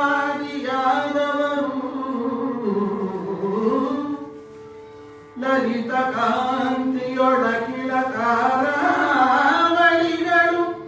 ಅಮಲ ಗ್ರಹವಿರಲು, ತೊಳತೊಳಗಿ ಮೆರೆದನು, ತೊಳತೊಳಗಿ ಮೆರೆದನು, ವಿಶ್ವರೂಪ ವಿಹಾರಿ ಮುರವೈರಿ, ತೊಳತೊಳಗಿ ಮೆರೆದನು, ವಿಶ್ವರೂಪ ವಿಹಾರಿ ಮುರವೈರಿ.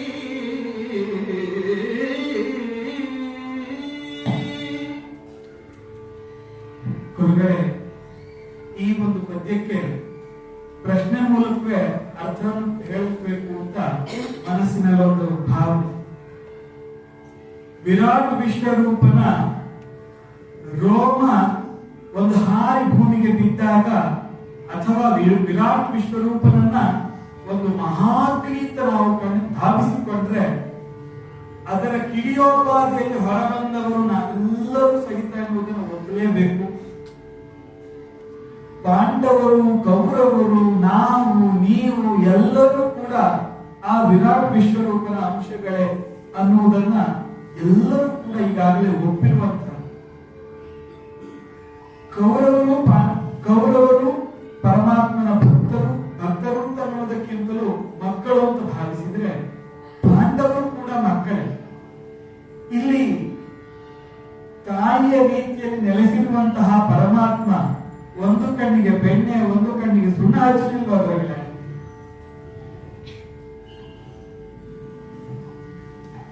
ಇದು ಪ್ರತಿಯೊಬ್ಬರ ಪ್ರಶ್ನೆ ಆಗಿದೆ. ಇದೊಂದು ಪ್ರಶ್ನೆ ಜೀವಂತ ಇರುವುದರಿಂದ ನಾವು ಮತ್ತೆ ಮತ್ತೆ ಪುರಾಣಗಳನ್ನು ಕೇಳ್ತೇವೆ, ಮತ್ತೆ ಮತ್ತೆ ಕಥೆಗಳನ್ನು ಆಲಿಸ್ತೇವೆ.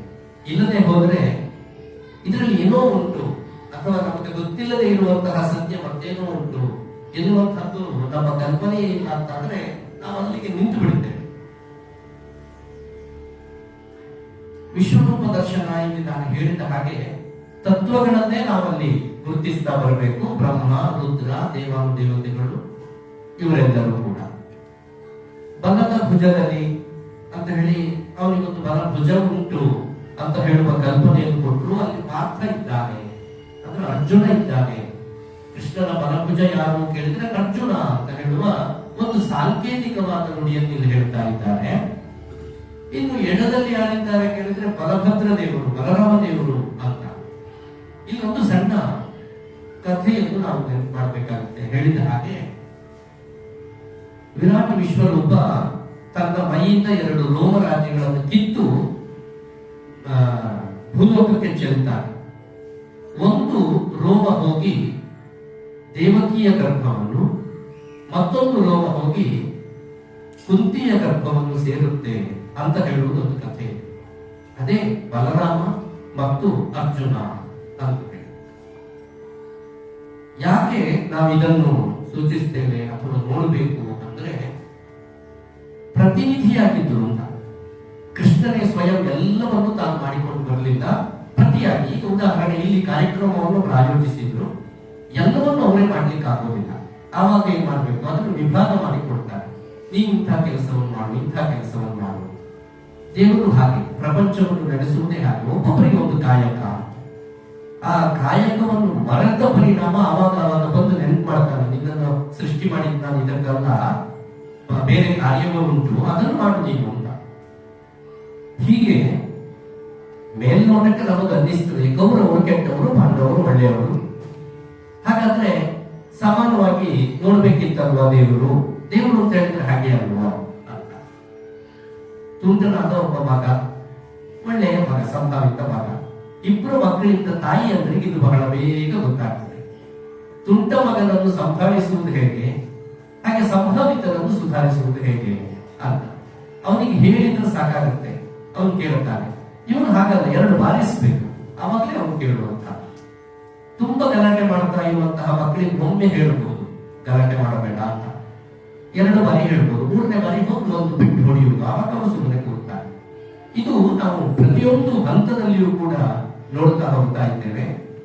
ಹಾಗೆಯೇ ಬೆಳಕಿನ ಪರಿಚಯ ಆಗಬೇಕು ನಮಗೆ, ಅಥವಾ ಬೆಳಕಿನ ಮಹತ್ವ ಗೊತ್ತಾಗಬೇಕು ಅಂತ ಹೇಳಿದ್ರೆ ಕತ್ತಲೆ ಆರಂಭಿಸಬೇಕು. ಇಲ್ಲದೆ ಹೋದ್ರೆ ಬೆಳಕಿಗೊಂದು ಮಹತ್ವ ಇಲ್ಲ. ಎಲ್ಲರೂ ಧರ್ಮರಾಯರೇ ಆಗಿಬಿಟ್ರೆ ಧರ್ಮರಾಯನಿಗೆ ಏನು ವಿಶೇಷತೆ ಉಂಟು ಅಲ್ವಾ? ಆದ್ರೆ ನಿಮ್ಮ ಪ್ರಶ್ನೆ ಇನ್ನು ಜೀವಂತ ಉಂಟು. ಮೊದಲಿನ ಪ್ರಶ್ನೆ ಉಂಟಲ್ಲ, ಅದಕ್ಕೆ ಹೊಂದಿಕೊಂಡ ಹಾಗೆ ಇದೊಂದು ಉಪ ಪ್ರಶ್ನೆ. ಕೊನೆಯವರೆಗೆ ಇದನ್ನು ಉಳಿಸಿಕೊಳ್ಳುವ ಹೊಣೆ ನನಗುಂಟು. ಇಂತಹ ಒಂದು ತತ್ವ ನಿಜವಾಗಿಯೂ ಇಲ್ಲಿ ಉಂಟು. ಇನ್ನು ಒಬ್ಬ ಅಂಗವೈಕಲ್ಯದಿಂದ ಕೂಡಿದಂತಹ ಮಗ ಹುಟ್ಟಿರ್ತಾನೆ ಒಂದು ತಾಯಿಗೆ, ಮತ್ತೊಬ್ಬ ಸರಿಯಾದಂತಹ ರೀತಿಯಲ್ಲಿ ಹುಟ್ಟಿರ್ತಾನೆ. ಇವಳು ಯಾವಾಗಲೂ ಕೂಡ ಹೆಚ್ಚು ಪೋಷಿಸುವುದು ಅಥವಾ ಪ್ರೀತಿಯನ್ನು ತೋರಿಸುವುದು ಆ ಅಂಗವಿಕಲದ ಮೇಲೆ. ಯಾಕೆ? ಅವನಿಗೆ ಸ್ವಸಾಮರ್ಥ್ಯ ಇಲ್ಲ ಎನ್ನುವಂತಹ ಕಾರಣದಿಂದ. ಇಲ್ಲಿ ಕೂಡ ಭಗವಂತನು ಅಂತಹ ಸೃಷ್ಟಿಯ ವೈಚಿತ್ರ್ಯವನ್ನು ತೋರಿಸ್ತಾ ಇದ್ದಾನೆ. ಕೆಲವರನ್ನು ಹಾಗೆ ಹುಟ್ಟಿಸ್ತಾನೆ, ಕೆಲವರನ್ನು ಹೀಗೆ ಹುಟ್ಟಿಸ್ತಾನೆ. ಅದಕ್ಕೆ ಉಪನಿಷತ್ತು ಬಹಳ ಸೊಗಸಾದ ಒಂದು ಉತ್ತರವನ್ನು ಕೊಡುತ್ತೆ. ನಾನು ಬಹು ಆಗಬೇಕು ಅಂತ ಹೇಳಿ ಭಗವಂತನಿಗೆ ಅನ್ನಿಸ್ತದೆ. ಹಾಗಾಗಿ ಅವನೊಂದು ವಿಶಿಷ್ಟವಾದ ಭೋಜನದ ವ್ಯವಸ್ಥೆಯನ್ನು ಮಾಡ್ತಾನೆ ಭಗವಂತ. ಎಲ್ಲ ಭಕ್ಷ್ಯ ಭೋಜ್ಯ ಖಾದ್ಯಗಳು ಎಲ್ಲ ಸಿದ್ಧ ಆಗಿದೆ. ಊಟ ಕೂತ್ಕೊಳ್ತಾ ಇದ್ದಾನೆ ಭಗವಂತ. ಅಯ್ಯೋ, ನಾನು ಒಬ್ಬನೇ ಕೂರ್ಬೇಕಲ್ಲ ಅಂತ ಅನಿಸ್ತು. ಒಬ್ಬರೇ ಕೂತ್ಕೊಂಡು ಊಟ ಮಾಡುವುದರಲ್ಲಿ ಏನು ಸೊಗಸಿದೆ, ಹಾಗಾಗಿ ಇಬ್ಬರು ಆಗೋಣ ಅಂತ. ಇದು ಸೃಷ್ಟಿಯ ಒಂದು ರಹಸ್ಯ ಅಂತ ಉಪನಿಷತ್ತುಗಳು ಹೇಳಿದ್ದಾನೆ. ಇಬ್ಬರಾಗುವಂತದ್ದು ಇದನ್ನು ಮಂಕುತಿಮ್ಮನ ಕಗ್ಗದಲ್ಲಿ ಬಹಳ ಸೊಗಸಾಗಿ ವರ್ಣಿಸಿದ್ದಾರೆ. ಅಂತಹ ಒಂದು ಔತಣವನ್ನು ಸವಿಯುವುದಕ್ಕೆ ನಮಗೆ ಇನ್ನೊಂದು ಜಲ ಬೇಕು ಎನ್ನುವಂತಹ ಕಾರಣದಿಂದ ಈ ಲೋಕ ಸೃಷ್ಟಿ ಆಗ್ತಾ ಹೋಯಿತು ಅಂತ. ಆ ಲೋಕ ಸೃಷ್ಟಿ ಆಗ್ತಾ ಹೋದ ಹಾಗೆ ಎಲ್ಲ ಒಂದೇ ರೀತಿ ಇದ್ರೆ ಅದರಲ್ಲಿ ಸ್ವಾರಸ್ಯ ಇಲ್ಲ. ಹಾಗಾಗಿ ಕೆಲವೊಂದನ್ನು ಆ ರೀತಿ, ಕೆಲವೊಂದನ್ನು ಈ ರೀತಿ ಎಲ್ಲ ಮಾಡಿ ಕೊನೆಗೊಂದು ಸ್ವಾತಂತ್ರ್ಯವನ್ನು ಕೊಟ್ಟರು. ಅದಕ್ಕೆ ಬಹಳ ದೊಡ್ಡ ವ್ಯಾಖ್ಯಾನವನ್ನು ಮಾಡಿದ್ರು, ಜೀವ ಸ್ವಾತಂತ್ರ್ಯ ಅಂತ.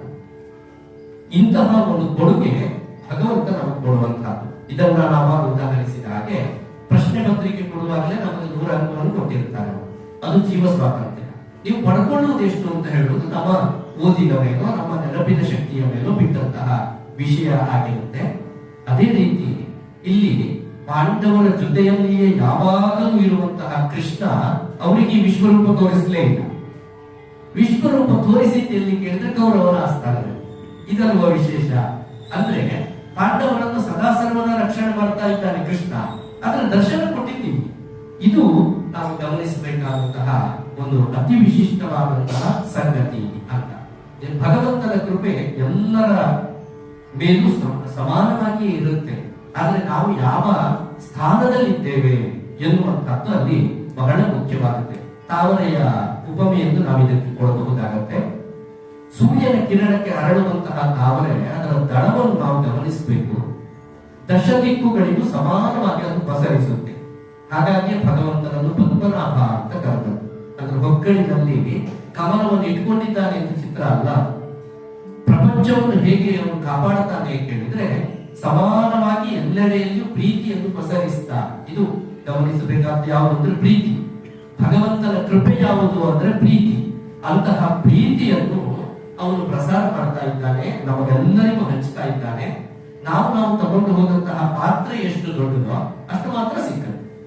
ದೊಡ್ಡ ಕೊಡಪಾನ ತಗೊಂಡು ಬಂದವರಿಗೆ ಅಷ್ಟು ಸಿಗ್ತದೆ. ಒಂದು ಸಣ್ಣ ಪಾತ್ರೆಯಲ್ಲಿ ಲೋಟವನ್ನು ತಗೊಂಡು ಹೋದವರಿಗೆ ಅಷ್ಟೇ ಪ್ರೀತಿ ಸಿಕ್ಕುವಂತಹದ್ದು.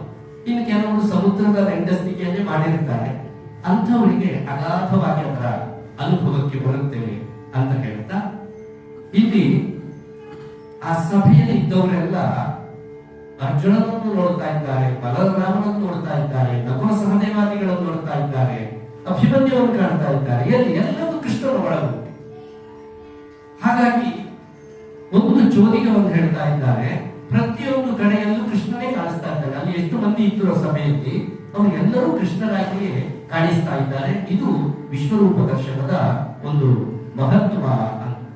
ಇದು ನೋಡ್ತಾ ಇದ್ದ ಹಾಗೆ ಪ್ರಕೃತಿಯಲ್ಲಿ ಒಂದು ಬದಲಾವಣೆ ಆಗ್ತಾ ಇದೆ.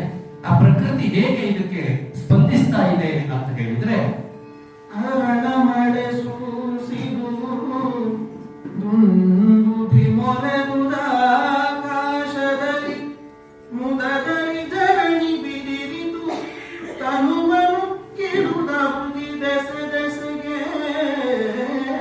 ಹರಣ ಮಳೆ ಸೂಸಿದು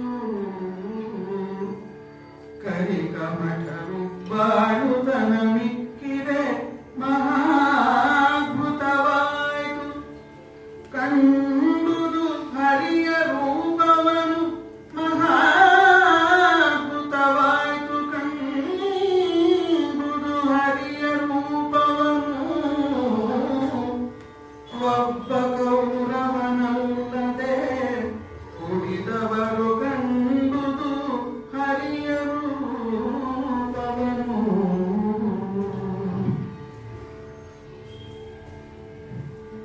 ಈಗಾಗಲೇ ಹೇಳಿದ ಹಾಗೆ ಆ ಭಗವಂತನನ್ನ ಕಂಡಂತಹ ಪ್ರತಿಯೊಬ್ಬರು ಕೂಡ ಮನಸ್ಸಿನಲ್ಲಿ ಸಂತೋಷವನ್ನ ಅನುಭವಿಸಿದ್ರೆ ಪ್ರಕೃತಿಯು ಕೂಡ ಸಂತೋಷವನ್ನೇ ಅನುಭವಿಸ್ತು ಅಂತ ಹೇಳಿ ಇಲ್ಲಿ ತೋರಿಸ್ತಾರೆ.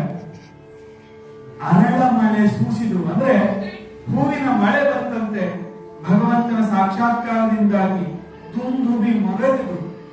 ಈ ನಭೋಮಂಡಲದಲ್ಲಿ ದುಂದುಬಿ ಮೊಳಗಿತಾ ಇದೆಯಂತೆ. ಆಮೇಲೆ ಧರಣಿ ಬಿರಿದಿತ್ತು. ಧರಣಿ ಸಂತೋಷವಾಗಿ ಆ ಮಹಾನುಭಾವನ ಸ್ಪರ್ಶದಿಂದಾಗಿ ಈ ಭೂಮಿಯೇ ಬಾಯ್ಬಿಡ್ತು ಅಂತ ಹೇಳಿ ಹೇಳ್ತಾರೆ. ಆನಂತರ ಅಬುದಿ ಉಕ್ಕಿತ್ತು. ಈ ಸಮುದ್ರ ಏನಿದೆ, ನದಿ ಏನಿದೆ, ಅದೆಲ್ಲವೂ ಕೂಡ ಸಂತೋಷದಿಂದ ಮೇಲುಕ್ಕಿ ಬರ್ತಾ ಇದೆ.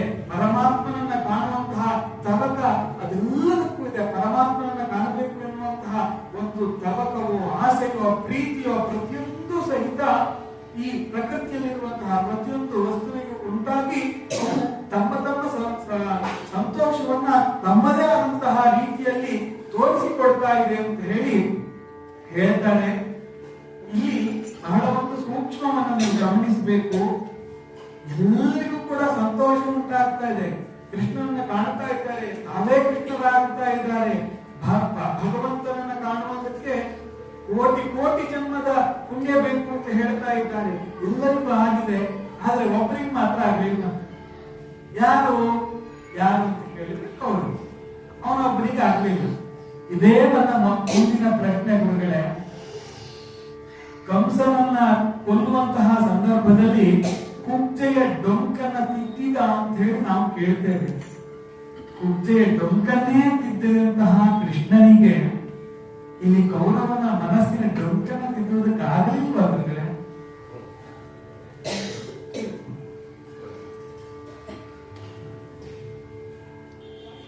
ಒಳಗೆ ಹೊಳೆದನು ಬಾಹ್ಯದಲ್ಲಿ ಪ್ರಜ್ವಲಿಸಿದನು. ತಾನಲ್ಲದನ್ಯರ ಬಳಕೆ ಬೇರೊಂದಿಲ್ಲದಂತಿರೆ ಕೂಡೆ ತೋರಿದನು. ಒಳಗೆ ಬಿಗಿವೆವೋ ಹೊರಗೆ ಕೃಷ್ಣನ ಸಿಲುಕಿಸುವವೋ ತಿಳಿಯೇ. ಒಳಗೆ ಬಿಗಿವೆವೋ ಹೊರಗೆ ಕೃಷ್ಣನ ಸಿಲುಕಿಸುವವೋ ತಿಳಿಯೇ. ಕೃಷ್ಣನು ಹರಬರಿಹರು ಆರಾರ ಕಟ್ಟುವೆವೋ. ಕೃಷ್ಣರು ಹರಬರಿಹರು ಆರಾರ ಕಟ್ಟುವೆವೆಂದರ ಕಣರು.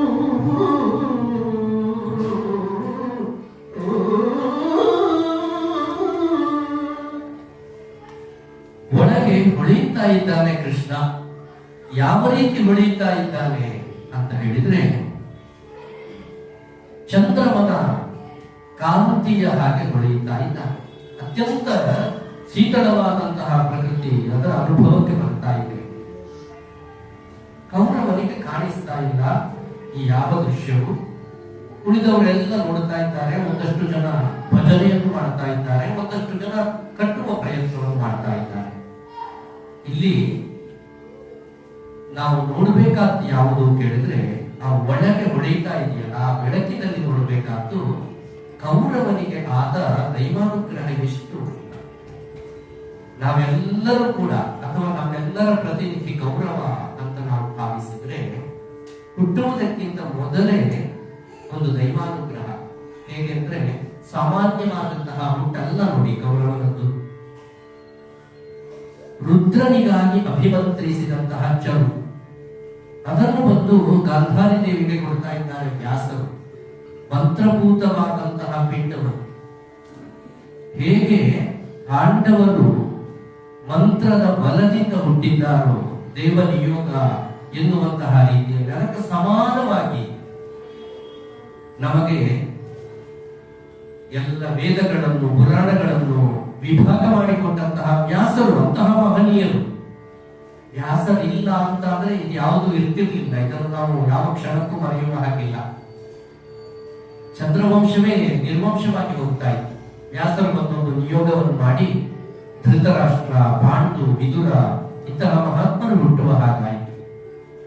ನಾವು ಗಮನಿಸದೇ ಇರುವಂತಹ ಒಂದು ಪಾತ್ರದ ವಿಶೇಷತೆ ಯಾವುದು ಕೇಳಿದ್ರೆ, ಧೃತರಾಷ್ಟ್ರ ಸಾಮಾನ್ಯನಲ್ಲ, ಕುರುಡ ಅಂತ ಹೇಳುವುದು ಒಂದನ್ನು ಬಿಟ್ರೆ, ಶತಗಜತ್ರಾಣಿ ಅಂತ ನಾವು ಭೀಮನಿಗೆ ಹೇಳ್ತೇವೆ, ಸಹಸ್ರ ಗಜತ್ರಾಣಿ ಧೃತರಾಷ್ಟ್ರ. ಮಹಾಭಾರತ ಯುದ್ಧ ಎಲ್ಲ ಮುಗಿದು ಕೊನೆಗೆ ಪಾಂಡವರು ಹೋಗಿ ಧೃತರಾಷ್ಟ್ರನಿಗೆ ಎರಗುತ್ತಾರೆ, ನಮಸ್ಕಾರವನ್ನು ಮಾಡ್ತಾರೆ. ಆವಾಗ ಭೀಮ ಎಲ್ಲಿ ಅಂತ ಕೇಳುತ್ತಾರೆ. ಕೃಷ್ಣ ಅವರನ್ನು ಹತ್ರ ಹೋಗುವುದಕ್ಕೆ ಬಿಡುವುದಿಲ್ಲ. ಒಂದು ಉಕ್ಕಿನ ಪ್ರತಿಮೆಯನ್ನು ಮುಂದೆ ಇಡುತ್ತಾರೆ. ಕಾರಣ ಏನು ಅಂದ್ರೆ, ಇವನಿಗೆ ಗೊತ್ತಿದೆ ಮುಂದೆ ಏನಾಗತ್ತೆ ಅಂತ ಗೊತ್ತಿದೆ. ದುರ್ಯೋಧನ ತಾನು ನಿತ್ಯವೂ ಗದಾ ಯುದ್ಧದ ಅಭ್ಯಾಸಕ್ಕೆ ಬೇಕಾಗಿ ಇಟ್ಟುಕೊಂಡಂತಹ ಒಂದು ಪ್ರತಿಮೆ ಆಗಿತ್ತು. ಅದು ಭೀಮನದ್ದೇ ಆಗಿತ್ತು. ಅದನ್ನು ಮುಂದೆ ಮಾಡ್ತಾ ಇದ್ದಾನೆ ಕೃಷ್ಣ. ಆ ಉಕ್ಕಿನ ಪ್ರತಿಮೆಯನ್ನು ಅಪ್ಪುತ್ತಾನೆ ಧೃತರಾಷ್ಟ್ರ. ಪುಡಿ ಪುಡಿಯಾಗಿ ಹೋಗುತ್ತೆ. ದುರ್ಯೋಧನನ ಗದಾ ಪ್ರಹಾರಕ್ಕೆ ಒಂದಿನಿತು ಅಲುಗಾಡದಂತಹ ಆ ಪ್ರತಿಮೆ ಧೃತರಾಷ್ಟ್ರನ ಒಂದು ಆಲಿಂಗನಕ್ಕೆ ಪುಡಿ ಪುಡಿಯಾಗುತ್ತೆ ಅಂತ ಹೇಳಿ ಯೋಚನೆ ಮಾಡಿ, ಧೃತರಾಷ್ಟ್ರ ಸಾಮಾನ್ಯನು. 10,000 ಆನೆಗಳ ಬಲ ಅವನ ತೋಳಿನಲ್ಲಿತ್ತು ಅಂತ ವರ್ಣಿಸ್ತಾರೆ ವ್ಯಾಸರು. 300 ಮಂದಿ ಹೆಂಡತಿಯರಿದ್ದರಂತೆ. ಎಂಥವರು ಆರ್ಯಾವರ್ತದಲ್ಲಿ ಬೇರೆ ಬೇರೆ ಪ್ರಭೇದಗಳನ್ನು ಹೇಳಿದ್ರು. ಇಂತಹ ಕುಲದ ಕನ್ಯೆ ಅವರನ್ನೆಲ್ಲ ವರ್ಣಿಸಿದ್ದ. ನಾಗಕನ್ಯೆಯರಿದ್ದು ಅವರಲ್ಲಿ ಕೂಡ ಸಂತಾನವನ್ನು ಪಡಿತಾ ಇದ್ದಾರೆ. ಮಹಾಭಾರತ ಯುದ್ಧ ಅಂತ ಹೇಳಿದ್ರೆ ಸಾಮಾನ್ಯ ಅಲ್ಲ. ಈ ಎಲ್ಲ ಹಿನ್ನೆಲೆ ಒಳಗೆ ವಿಶ್ವರೂಪ ದರ್ಶನವನ್ನು ಭಗವಂತ ಮಾಡ್ತಾ ಇದ್ದಾನೆ. ಯಾಕೆಂದ್ರೆ ಜೀವ ಸಂಕುಲ ನಾಶವಾಗಬಾರದು ಎನ್ನುವಂತಹ ಉದ್ದೇಶ. ಅಂತಹ ಧೃತರಾಷ್ಟ್ರ, 4 ದಿಕ್ಕುಗಳನ್ನು ವಿಜಯಿಸಿದಂತಹ ದಿಗ್ವಿಜಯ ಮಾಡಿದಂತಹ ಪಾಂಡು, ಧರ್ಮಜ್ಞನಾದಂತಹ ವಿದುರ, ಇಂತಹ 3 ಮುತ್ತುಗಳನ್ನು ಪ್ರಪಂಚಕ್ಕೆ ಕೊಡುಗೆಯಾಗಿ ಕೊಟ್ಟವರು ವ್ಯಾಸರು. ಆದ್ರೆ ಒಂದು ಅರ್ಥಕ್ಕೆ ಹೋಯಿತು ಪಾಂಡು, ಮತ್ತೊಂದು ಉಳಿದ್ರೂ ಪ್ರಯೋಜನ ಆಗಲಿಲ್ಲ. ಕಣ್ಣು ಕಾಣಿಸಲಿಲ್ಲ ಅವನಿಗೆ. ಕೇವಲ ಚರ್ಮ ಚಕ್ಷು ಮಾತ್ರ ಕಾಣಿಸದೇ ಇದ್ದದ್ದಲ್ಲ, ಅಂತರಂಗದ ಚಕ್ಷುವನ್ನು ಅವನು ಮುಚ್ಚಿದ್ದ. ವ್ಯಾಮೋಹ ಎನ್ನುವಂತಹ ಪೊರೆ ಅವನಿಗೆ ಆವರಿಸಿತ್ತು. ವಿದುರ ಮಾತ್ರ ಹಾಗಲ್ಲ, ಆದ್ರೆ ಅವನಿಗೆ ಅವಕಾಶ ಇಲ್ಲ. ಇದನ್ನು ನಾವು ಪ್ರತಿನಿತ್ಯವೂ ನೋಡ್ತಾ ಇದ್ದೇವೆ. ನಾನು ಹಾಗಾಗಿ ಪ್ರತಿಯೊಬ್ಬರು ಕೂಡ ನಮ್ಮ ಪ್ರತಿನಿಧಿಗಳಾಗಿ ಅಲ್ಲಿ ಕಾಣಿಸ್ತಾ ಇದ್ದಾರೆ ಅಂತ. ಇಲ್ಲಿ ಕೌರವನ ಡೊಂಕನ್ನು ತಿದ್ದಬಹುದಿತ್ತು, ಕುಬ್ಜೆಯ ಡೊಂಕನ್ನು ತಿದ್ದಿದವನಿಗೆ ಅದೊಂದು ಕಷ್ಟವೇ ಅಂತ ಸತ್ಯ ಹಾಗೆ ಕಾಣಿಸ್ತದೆ. ಆದ್ರೆ ಇದು ಡೊಂಕು ಯಾಕಾಗಿ ಅಂತ ಹೇಳುವ ಒಂದು ಪ್ರಶ್ನೆಗೆ ನಮಗೆ ಉತ್ತರ ಸಿಗಬೇಕಿದೆ. ಆ ಪ್ರಶ್ನೆಗೆ ಉತ್ತರ ಸಿದ್ಧವಾದರೆ ಎಲ್ಲವೂ ಸರಿಯಾಗುತ್ತೆ. ಭಗವಂತ ಈ ಪ್ರಯತ್ನವನ್ನು ಮೊದಲಿಂದಲೂ ಮಾಡ್ತಾ ಇದ್ದಾರೆ. ಒಂದು ಹುಟ್ಟಿನಿಂದಲೇ ಬಹಳ ವಿಶಿಷ್ಟವಾದಂತಹ ಸ್ಥಾನಮಾನ ರುದ್ರಾಂಶ ಸಂಭೂತ ದುರ್ಯೋಧನ. ಜೊತೆಗೆ ಅವನಿಗೆ ವಿದ್ಯೆಯಲ್ಲಿ ಯಾವುದೇ ಕೊರತೆ ಆಗಲಿಲ್ಲ. ಸಮಾನವಾಗಿ ಅವನಿಗೆ ವಿದ್ಯಾದಾನದ ವ್ಯವಸ್ಥೆ ಆಗಿದೆ. ಅಧಿಕಾರ ಕೇಳಿದ್ರೆ ಪಾಂಡವರಿಗಿಂತ ಮೊದಲೇ ಅವನಿಗೆ ಪ್ರಾಪ್ತವಾಗಿ ಹೋಗಿದೆ. ಕರ್ಣನಿಗೆ ಅಂಗರಾಜ್ಯವನ್ನು ಕರೆದು ಕೊಟ್ಟಿದ್ದಾನೆ, ಯಾರು ಪ್ರಶ್ನೆ ಮಾಡಲೇ ಇಲ್ಲ. ನೋಡಿ, ನೀನು ಯಾಕೆ ಕೊಟ್ಟೆ ಅಂತಲೂ ಯಾರು ಕೇಳಲಿಲ್ಲ, ನೀ ಕೊಡಬಾರದಿತ್ತು ಅಂತಲೂ ಯಾರು ಆಕ್ಷೇಪ ಮಾಡಲಿಲ್ಲ. ಹಾಗಾದ್ರೆ ಅಭಿಜಾತವಾದಂತಹ ಗುಣ ಅಂತ ಒಂದಿರ್ತದೆ, ಅದು ಪ್ರಕೃತಿ ಅದನ್ನು ಮಾನಿಸ್ತಾ ಹೋಗುತ್ತೆ. ಸಿಂಹಾಸನವನ್ನು ಏರುವುದಕ್ಕೆ ಅರ್ಹನಾದಂತಹ ವ್ಯಕ್ತಿ ಈತ ಎನ್ನುವ ಕಾರಣಕ್ಕೆ ದುರ್ಯೋಧನನನ್ನು ಎಲ್ಲರೂ ಮಾನಿಸ್ತಾ ಹೋದ್ರು, ಅವನಿಗೆ ಗೌರವವನ್ನು ಕೊಡ್ತಾ ಹೋದ್ರು. ಜೊತೆಗೆ ನಮಗೆ ಗೊತ್ತಿಲ್ಲದೆ ಇರುವ ಒಂದು ಸಂಗತಿ ಯಾವುದು ಅಂದ್ರೆ, ಪಾಂಡವರ ರಾಜ್ಯವನ್ನು ಅವನು ಇಟ್ಟುಕೊಂಡಾಗ 13 ವರ್ಷ ಆ ರಾಜ್ಯದಲ್ಲಿ ಅವರು ತೆರಿಗೆ ಸಂಗ್ರಹ ಮಾಡಿದ್ದಾರೆ. ಹೇಗೆ ಅಂತ ಹೇಳಿದ್ರೆ, ಈ ವರ್ಷದ ಹೇಗೋ ಆಯ್ತಲ್ಲ, ಮುಂದಿನ 14 ವರ್ಷದ ಕೊಡಿ ಕೊಟ್ಟಿದ್ದಾರೆ. ಪ್ರಜೆಗಳೆಲ್ಲರೂ ಆ ತೆರಿಗೆಯನ್ನು ಕೊಟ್ಟಿದ್ದಾರೆ. ನಮಗೆ ಏನ್ ಅರ್ಥ ಆಗಬೇಕು ಇದರಲ್ಲಿ ಕೇಳಿದ್ರೆ, ಅಷ್ಟು ತೆರಿಗೆಯನ್ನು ಅವರು ಕೊಡಬೇಕಾದ್ರೆ ಅಂತಹ ಆಡಳಿತ ಕೊಟ್ಟಿದ್ದಾರೆ. ಸುಭಿಕ್ಷವಾದಂತಹ ಆಡಳಿತ ನಮ್ಮಲ್ಲಿ ಕೊರತೆ ಇಲ್ಲ. ನೀ ಎತ್ ಕೇಳಿದ್ರು ಟ್ಯಾಕ್ಸ್ ಕೊಡ್ತೇವೆ, ಅಷ್ಟು ವ್ಯವಸ್ಥೆ ದುರ್ಯೋಧನದ್ದಾಗಿತ್ತು. ಅಂದ್ರೆ ಅಷ್ಟು ಸಾಮರ್ಥ್ಯ ಅವನಲ್ಲಿ ಇತ್ತು ಅಂತ ಹೇಳುವುದು. ಮತ್ತೆ ನಾವು ಕೇಳಿದ್ದೇವೆ, ರಾಜ ಕಾಲಸ್ಯ ಕಾರಣ ಅಂತ. ಒಬ್ಬ ರಾಜ ದುಷ್ಟರಾದ್ರೆ ಮಳೆ ಬರೋದಿಲ್ಲ, ಇಲ್ಲ ಅಂತ ಹೇಳಿದ್ರೆ ವರ್ಷ ಇಡೀ ಮಳೆ ಬರುತ್ತೆ. ಎಲ್ಲಿಗೆ ಹೋಗಿ ಮುಟ್ಕೊಳ್ಳೋದು ನೀವು ಆಲೋಚನೆ ಮಾಡಿ. ಇಂತಹ ಕಾಲದಲ್ಲಿ ಈ 13 ವರ್ಷವೂ ಕೂಡ ಎಲ್ಲಿಯೂ ಕೂಡ ದುರ್ಭಿಕ್ಷೆ ಉಂಟಾಗಲಿಲ್ಲ. ಹಾಗಾದ್ರೆ ಅವನ ಆಡಳಿತ ಹೇಗಿತ್ತು, ಇದನ್ನು ನಾವು ಒಮ್ಮೆ ಆಲೋಚನೆ ಮಾಡಬೇಕು. ಹಾಗಾದ್ರೆ ಭಗವಂತ ಅಲ್ಲಿಯೂ ಅನುಗ್ರಹವನ್ನು ಮಾಡಿದ್ದಾನೆ. ಯಾರು ಕೂಡ ಅಲ್ಪಾಯುಷಿಗಳಾಗಿರಲಿಲ್ಲ, ಎಲ್ಲರೂ ಕೂಡ ಪೂರ್ಣ ಆಯುಷ್ಯವನ್ನೇ ಬಾಳಿ ಬದುಕುತ್ತಾ ಇದ್ರು ಇವನ ಆಳ್ವಿಕೆಯ ಕಾಲದಲ್ಲಿ. ಜೊತೆಗೆ ಸಂಪತ್ತು ಹೇರಳವಾಗಿಯೇ ಇತ್ತು. ಇದೆಲ್ಲ ಭಗವಂತನೇ ಅನುಗ್ರಹ ಮಾಡಿದ್ರು, ಯಾವುದು ಕೂಡ ದುರ್ಯೋಧನ ಅರ್ಥಿಸಿದ್ದಲ್ಲ. ಆದರೆ ಅವನಲ್ಲಿ ನಾನು ಮೊದಲು ಹೇಳಿದ ಹಾಗೆ ದುರಹಂಕಾರಕ್ಕೆ ಪ್ರತಿನಿಧಿಯವನಾದ್ದರಿಂದ ಅದು ಇವೆಲ್ಲವನ್ನು ಮುಚ್ಚುತ್ತಾ ಹೋಯಿತು. ಆ ಕಾರಣದಿಂದಲೇ ಭಗವತ್ ಕೃಪೆ ಎನ್ನುವಂಥದ್ದು ಅವನಿಂದ ದೂರ ಉಳಿಯುತ್ತಾ ಹೋಯಿತು. ನಾನೊಂದು ಉದಾಹರಣೆಯನ್ನು ಯಾವಾಗಲೂ ಕೊಡ್ತೇನೆ. ನಗಾರಿ ಮತ್ತು ಮೃದಂಗ, ದೇವಸ್ಥಾನದ ಪೂಜಾ ಕೈಂಕರ್ಯದಲ್ಲಿ ಎರಡನ್ನೂ ನಾವು ಬಳಸ್ತೇವೆ ನೋಡಿ. ಎರಡೂ ಕೂಡ ದೇವರ ಸೇವೆಗೆ ವಿನಿಯೋಗ ಆಗುವಂತಹ ನಗಾರಿ ಮತ್ತು ಮೃದಂಗ. ಆದ್ರೆ ಅದಿರುವ ಸ್ಥಾನವನ್ನು ನೀವು ಆಲೋಚನೆ ಮಾಡಬೇಕು. ನಗಾರಿ ಎಲ್ಲಿರುತ್ತೆ ಅಂತ ಹೇಳಿದ್ರೆ, ದೇವಸ್ಥಾನದ ಬಾಗಿಲು ದ್ವಾರ ಅದರ ಹೊರಗಿಲ್ಲ. ಯಾಕಂದ್ರೆ ಅದರ ಶಬ್ದ ಆಗಿದೆ. ಅದನ್ನು ಬಾರಿಸಿದ್ರೆ, ಸರಿಯಾಗಿ ಗಮನಿಸಿದ್ರೆ ನಿಮಗೆ ಕೇಳುತ್ತೆ, ಅಹಂ ಅಹಂ ಅಹಂ ಅಂತಲೇ ಬಾರಿಸುವುದು, ಶಬ್ದ ಹೊರಗೆ ಬರುವುದು ಹಾಗೆ. ಅದೇ ಮೃದಂಗ ಎಲ್ಲಿರುತ್ತೆ ಕೇಳಿದ್ರೆ, ರಂಗಮಂಟಪ ಅಂತ ದೇವಸ್ಥಾನದ ಗರ್ಭಗುಡಿಯ ಮುಂಭಾಗದಲ್ಲಿ ಇರುವಂತಹ ಮಧ್ಯ ಭಾಗದಲ್ಲಿ ಆ ನರ್ತನಾದಿ ಸೇವೆಗಳಾಗುವಾಗ ಅಷ್ಟಾವಧಾನವನ್ನು ನಾವು ಬಳಸ್ತೇವೆ. ಅದು ಮೃದಂಗದ ನಾದ ಏನನ್ನು ಸೂಚಿಸುತ್ತೆ ಕೇಳಿದ್ರೆ, ತ್ವಹಂ ತ್ವಂ ಅಂದ್ರೆ ನೀನು, ನಾನಲ್ಲ ನೀನು ಎನ್ನುವಂತಹ ಒಂದು ಸಮರ್ಪಣಾ ಭಾವ. ಹಾಗಾಗಿ ಭಗವಂತ ಈ ತರತಮವನ್ನು ಪ್ರತಿಯೊಂದು ವಿಷಯದಲ್ಲಿಯೂ ಕೂಡ ನಮಗೆ ಕಾಣಿಸ್ತಾ ಹೋಗುತ್ತಾನೆ. ನಗಾರಿಗೆ ಹೊರಗಡೆ ಸ್ಥಾನವನ್ನು ಕೊಟ್ಟ, ದೇವರಿಂದ ಬಹಳ ದೂರ, ಯಾಕೆಂದ್ರೆ ಅವನು ಅಹಂಕಾರಿ ಎನ್ನುವಂತಹ ಕಾರಣಕ್ಕೆ. ಆದರೂ ಭಗವಂತನ ಸೇವೆ ಆಗ್ತಾ ಉಂಟು ಆ ನಗಾರಿಯಿಂದ. ಇಲ್ಲಿಯೂ ಕೂಡ ಆಗ್ತಾ ಇದೆ ಸೇವೆ. ಯಾವ ರೀತಿಯಲ್ಲಿ ಕೇಳಿದ್ರೆ, ಎಲ್ಲ ದುಷ್ಟರನ್ನು ಹೋಗಿ ಅವರನ್ನು ಇದ್ದಲ್ಲಿಯೇ ಹೋಗಿ ತಲೆ ಕಡಿದು ಬರ್ತಾ ಇದ್ದ ಕೃಷ್ಣ. ಈಗ ಹಾಗಾಗುವುದಿಲ್ಲ, ತಿರುಗಾಟ ಕಡಿಮೆ ಮಾಡಿದ್ದಾರೆ ದುರ್ಯೋಧನ. ಎಲ್ಲರನ್ನೂ ಒಂದೇ ಕಡೆ ಕಲೆ ಹಾಕಿದ್ದಾರೆ. ಒಂದು ಬಾಂಬ್ ಹಾಕಿದ್ರೆ ಸಾಕು, ಎಲ್ಲರೂ ನಾಶ ಹೊಂದಿದ್ದಾರೆ. ಅಂತಹ ಒಂದು ಸ್ಥಿತಿ ಇಲ್ಲಿ ಬಂದಿದೆ. ಇನ್ನು ಸಮರ್ಪಣಾ ಭಾವದಿಂದ ಯಾರೆಲ್ಲ ಇದ್ದಾರೋ ಅವರನ್ನೆಲ್ಲ ಹತ್ತಿರ ಕರೆದಿದ್ದಾರೆ. ವಿದುರನ ಮನೆಗೆ ಹೋದದ್ದು ಕೂಡ ಅದೇ ಉದ್ದೇಶಕ್ಕೆ ಆಗಿತ್ತು. ಈ ಭಾವವನ್ನು ನಾವು ಇಲ್ಲಿ ಗಮನಿಸಬೇಕು. ಒಳಗೆ ಹೊಳೆದರು, ಪ್ರತಿಯೊಬ್ಬರ ಅಂತರಂಗದಲ್ಲಿ ಒಂದು ಜ್ಞಾನ, ಇದನ್ನು ಉದ್ದೀಪನೆ ಮಾಡ್ತಾ ಅವನು ಹೊರಗಡೆ ಪ್ರಜ್ವಲಿಸ್ತಾ ಇದ್ದಾನೆ. ಬೇರೆ ಬೇರೆಯಾಗಿ ಈಗ ಕೆಲವರಿಗೆ ಕಷ್ಟವನ್ನು ಕೊಡ್ತಾನೆ, ಕೆಲವರಿಗೆ ಕಾರ್ಪಣ್ಯವನ್ನು ಕೊಡ್ತಾನೆ, ಕೆಲವರಿಗೆ ದುಃಖ, ಇದೆಲ್ಲವನ್ನು ಭಗವಂತ ಕೊಡ್ತಾ ಇದ್ದಾನೆ. ಜೊತೆಗೆ ಒಂದು ತತ್ವವನ್ನು ಸಾಕ್ತಾ ಇದ್ದಾನೆ. ನಾನು ಇಲ್ಲದೆ ಪ್ರಪಂಚದಲ್ಲಿ ಮತ್ತೊಂದನ್ನು ನೀವು ನೋಡ್ಲಿಕ್ಕೆ ಸಾಧ್ಯ ಇಲ್ಲ ಎನ್ನುವಂತಹ ಸತ್ಯವನ್ನು ಇಲ್ಲಿ ಸಾಕ್ತಾ ಇದ್ದಾನೆ.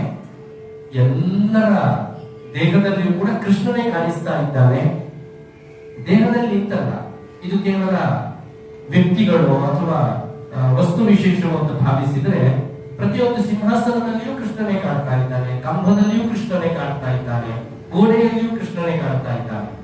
ಪೂರ್ವಭಾವಿಯಾಗಿ ದುರ್ಯೋಧನ ಆಜ್ಞೆಯನ್ನು ಮಾಡಿದ್ದಾನೆ ಸೈನಿಕರಿಗೆ, ನೀವು ಅವರನ್ನು ಕಟ್ಟಬೇಕು ಅಂತ. ಎಲ್ಲರೂ ಹಗ್ಗ ಹಿಡ್ಕೊಂಡಿದ್ದಾರೆ.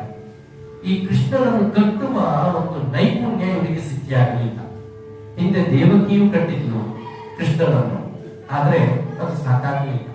ಯಾಕಂದ್ರೆ ಅಲ್ಲಿಂದ ಅವನು ಜಾರಿದ, ಗರ್ಭದಲ್ಲಿಯೇ ಕಟ್ಟಿಕೊಂಡ್ರು ದೇವಕಿ. ಆದ್ರೆ ಕೃಷ್ಣ ಅಲ್ಲಿ ಉಳಿಯದೆ, ಅವರ ಪಾಲನೆಗೆ ಒಳಗಾಗದೆ ಯಶೋಧಾನಂದನಾಗಿಯೇ ಬೆಳೆದ. ಅಂತಹ ಯಶೋಧೆಗೆ ಕಟ್ಲಿಕ್ಕೆ ಸಿಕ್ಕಿದ್ದಾನೆ ಕೃಷ್ಣ. ಯಶೋಧೆ ಆ ಒರಳಿಗೆ ಅವರನ್ನು ಕಟ್ಟಿದಂತಹ ದೃಶ್ಯ ನೋಡಿ. ಅಲ್ಲಿ ಕಟ್ಟಲ್ಪಟ್ಟಂತಹ ಕೃಷ್ಣನಿಂದನೂ ಯಮನಾರ್ಜುನ ಎನ್ನುವಂತಹ ಇಬ್ಬರು ಗಂಧರ್ವರಿಗೆ ಶಾಪ ವಿಮೋಚನೆಯಾಗಿದೆ. ಇಂತಹ ಕಥೆಯನ್ನು ನಾವು ಕೇಳ್ತಾ ಇದ್ದೇವೆ. ಇಲ್ಲಿ ಇವರೆಲ್ಲರೂ ಕೂಡ ಒಬ್ಬನಿಗೆ ಹೇಳಬಹುದಿತ್ತು, ದುರ್ಯೋಧನ ಕಟ್ಟಾಡೋ ಒಬ್ಬನನ್ನು ಕರೆದು, ನೋಡು ನೀನು ಕೃಷ್ಣನನ್ನು ಕಟ್ಟಬೇಕು ಅಂತ ಹೇಳಿದ್ರೆ ಅವ್ರು ಕಟ್ಟಬೇಕಿತ್ತು. ಇಲ್ಲಿ ಹಾಗೆ ಮಾಡಲಿಲ್ಲ, ಎಲ್ರಿಗೂ ಕೊಟ್ಟ ಹಗ್ಗವನ್ನು, ನೀವೆಲ್ಲರೂ ಕೃಷ್ಣನನ್ನು ಕಟ್ಟಿ ಅಂತ. ಆದ್ರೆ ಅವ್ರು ಏನ್ ಮಾಡಿದ್ದಾರೆ ಕೇಳಿದ್ರೆ ಅವರವರನ್ನು ಅವರವರೇ ಕಟ್ಟಿಕೊಡ್ತಾ ಇದ್ದಾರೆ. ಇದು ಕೇವಲ ದೃಶ್ಯ ನಮಗೆ ಸ್ವಲ್ಪ ಹಾಸ್ಯಾಸ್ಪದ ವಿನೋದ ಅಂತ ಅನ್ನಿಸಿದ್ರು ಕೂಡ ನಾವು ನಮ್ಮನ್ನು ನಾವು ಕಟ್ಟಿಕೊಡ್ತಾ ಇದ್ದೇವೆ. ನಾವು ಭಗವಂತನನ್ನು ನೋಡ್ತಾ ಇದ್ದೇವೆ, ಎಲ್ಲ ಕಡೆ ಭಗವಂತನನ್ನು ನೋಡ್ತಾ ಇದ್ದೇವೆ. ಆದರೆ ಒಂದಷ್ಟು ಮೋಹ, ಒಂದಷ್ಟು ಮದ, ಮಾತ್ಸರ್ಯ ಎನ್ನುವಂತಹ ಭಾಷೆಗಳಿಂದ ನಮ್ಮನ್ನು ನಾವೇ ಕಟ್ಟಿಕೊಳ್ತಾ ಇದ್ದೇವೆ. ಇದು ಅಲ್ಲಿ ಆ ಸಭೆಯಲ್ಲಿ ಕಂಡಂತಹ ಒಂದು ವಿಶಿಷ್ಟವಾದಂತಹ ದೃಶ್ಯ ಅಂತ.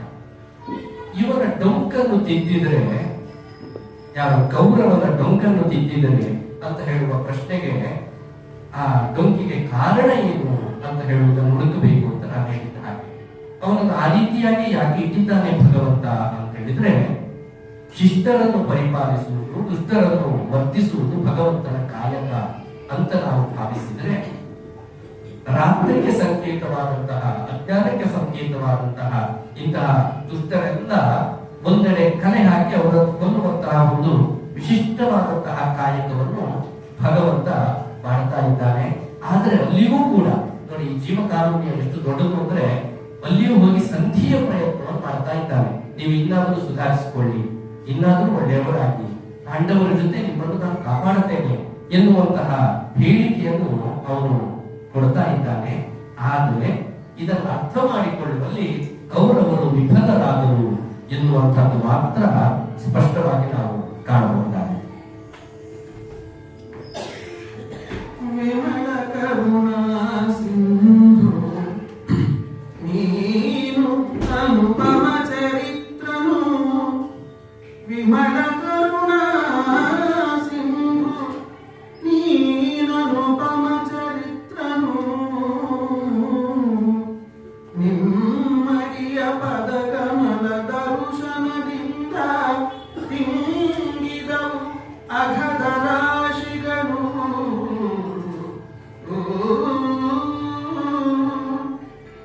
ಸಮತೆಯಲ್ಲಿ ನೀನೋಡು, ಸಮತೆಯಲ್ಲಿ ನೀನೋಡು, ಶರಣರ ಮಮತೆ ಬೇವುದು, ಸಮತೆಯಲ್ಲಿ ನೀನೋಡು, ಶರಣರ ಮಮತೆ ಬೇವುದು, ಜಿಯ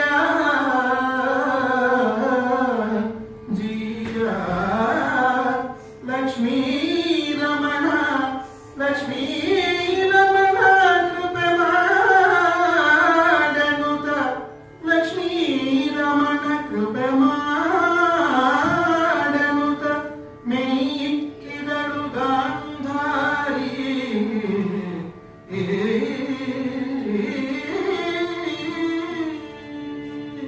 ನೋಡಿ, ಇದರಲ್ಲಿ ನಮಗೆ ಅರ್ಥ ಆಗುವುದೇನು ಅಂತ ಹೇಳಿದ್ರೆ, ಮಕ್ಕಳು ಮಾಡಿದಂತಹ ತಪ್ಪಿಗೆ ತಂದೆ ತಾಯಿಯಂದರು ಬಾಧ್ಯಸ್ಥರಾಗ್ತಾರೆ ಎನ್ನುವುದಕ್ಕೆ ಇದೊಂದು ಬಹಳ ದೊಡ್ಡ ಉದಾಹರಣೆ. ಕೌರವಾದಿನಿ ಮಾಡ್ತಾ ಇರುವಂತಹ ತಪ್ಪಿಗೆ ತಂದೆ ತಾಯಿಗಳು ಕೃಷ್ಣನಲ್ಲಿ ಅಂಗಲಾಗ್ತಾ ಇದ್ದಾರೆ. ವಿಮಲ ಕರುಣಾ ಸಿಂಧು ನೀನು, ಪರಮ ಚರಿತ್ರ ನೀನು ಅಂತ ಹೇಳಿ ಕೃಷ್ಣನನ್ನ ಭಜಿಸ್ತಾ ಭಜಿಸ್ತಾ ಇನ್ನು ಮುಂದೆ ಹೇಳ್ತಾ ಇದ್ದಾಳೆ, ಕೃಷ್ಣನ ದರ್ಶನದಿಂದಾಗಿ ಹಿಕ್ಕಿದವು ಅಘರಾಶಿಗಳು. ನಾವು ಏನೇನು ನಮ್ಮ ಜೀವಮಾನದಲ್ಲಿ ತಪ್ಪುಗಳನ್ನ ಮಾಡಿದ್ದೇವೋ ಅದರಿಂದ ತಪ್ಪಿಂದಾಗಿ ಆದಂತಹ ಪಾಪ ಸಂಚಯನ ಏನಿದೆಯೋ ಅದೆಲ್ಲವೂ ಕೂಡ ನಿನ್ನ ದರ್ಶನ ಮಾತ್ರದಿಂದ ಇಂಗಿ ಹೋಗಿದ್ದಾವೆ. ಕೃಷ್ಣ, ನಿನ್ನಲ್ಲಿ ನಾನು ಬೇಡಿಕೊಳ್ಳುವುದಿದೆ ಇಷ್ಟೇಪ್ಪ, ಏನು ಅಂತ ಕೇಳಿದ್ರೆ, ಸಮತೆಯಲ್ಲಿ ನೀ ನೋಡು. ಇಲ್ಲೂ ಕೂಡ ತಾಯಿ ತನ್ನ ಮಕ್ಕಳನ್ನು ಬಿಡ್ತಾ ಇಲ್ಲ. ಒಂದು ಕಡೆಯಿಂದ ತನ್ನ ಮಕ್ಕಳು ಮಾಡಿದಂತಹ ತಪ್ಪನ್ನು ನೀನು ಕ್ಷಮಿಸು ಅಂತ ಕೇಳ್ತಾ ಇದ್ದಾಳೆ. ಇನ್ನೊಂದು ಕಡೆಯಿಂದ ಅವಳು ತನ್ನ ಮಕ್ಕಳನ್ನು ನೀನು ಕಾಪಾಡಬೇಕು. ಕೃಷ್ಣ ಅಲ್ಲಿ ಪಾಂಡವ ಕುಂತಿಯಲ್ಲಿ ಹೇಳಿದ್ದಾನೆ, ಮಮ ಪ್ರಾಣ ಹಿ ಪಾಂಡವ ಅಂತ ಹೇಳಿದ್ದಾನೆ. ಅಂತಹದೇ ಒಂದು ವಾಕ್ಯವನ್ನ ಇಂಡೈರೆಕ್ಟ್ ಆಗಿ ಮತ್ತೊಂದು ರೀತಿಯಲ್ಲಿ ಗಾಂಧಾರಿ ಕೃಷ್ಣನಲ್ಲಿ ಕೇಳ್ತಾ ಇದ್ದಾಳೆ, ಇಬ್ಬರು ಕೂಡ ನಿನ್ನ ಮಕ್ಕಳೇ ಕೃಷ್ಣ, ಈ ಇಬ್ಬರನ್ನು ಕೂಡ ನೀವು ರಕ್ಷಿಸಬೇಕು, ಸಮಾಧಾನದಿಂದ ನೋಡಬೇಕು ಅಂತ ಹೇಳಿ ಆಕೆ ಕೇಳಿದ್ರೆ ಮುಂದುವರೆದು ದುರ್ಯೋಧನನ ಹೆಂಡತಿಯಾದಂತಹ ಭಾನುಮತಿ ಕೃಷ್ಣನಲ್ಲಿ ಬೇಡಿಕೊಳ್ತಾ ಇದ್ದಾಳೆ, ನಿನ್ನದು ಭಕುತ ಜನದ ಅಪಮಾನ ನಿನ್ನದು, ನಿನ್ನ ಶರಣರ ಹಾನಿ ವೃದ್ಧಿಗಳೆಲ್ಲ ನಿನ್ನದು, ಬೇರೆ ಗತಿಯುಂಟೆ ಮಾನ ನಿನ್ನದು ಭಕುತ ಜನದ ಅಪಮಾನ ನಿನ್ನದು,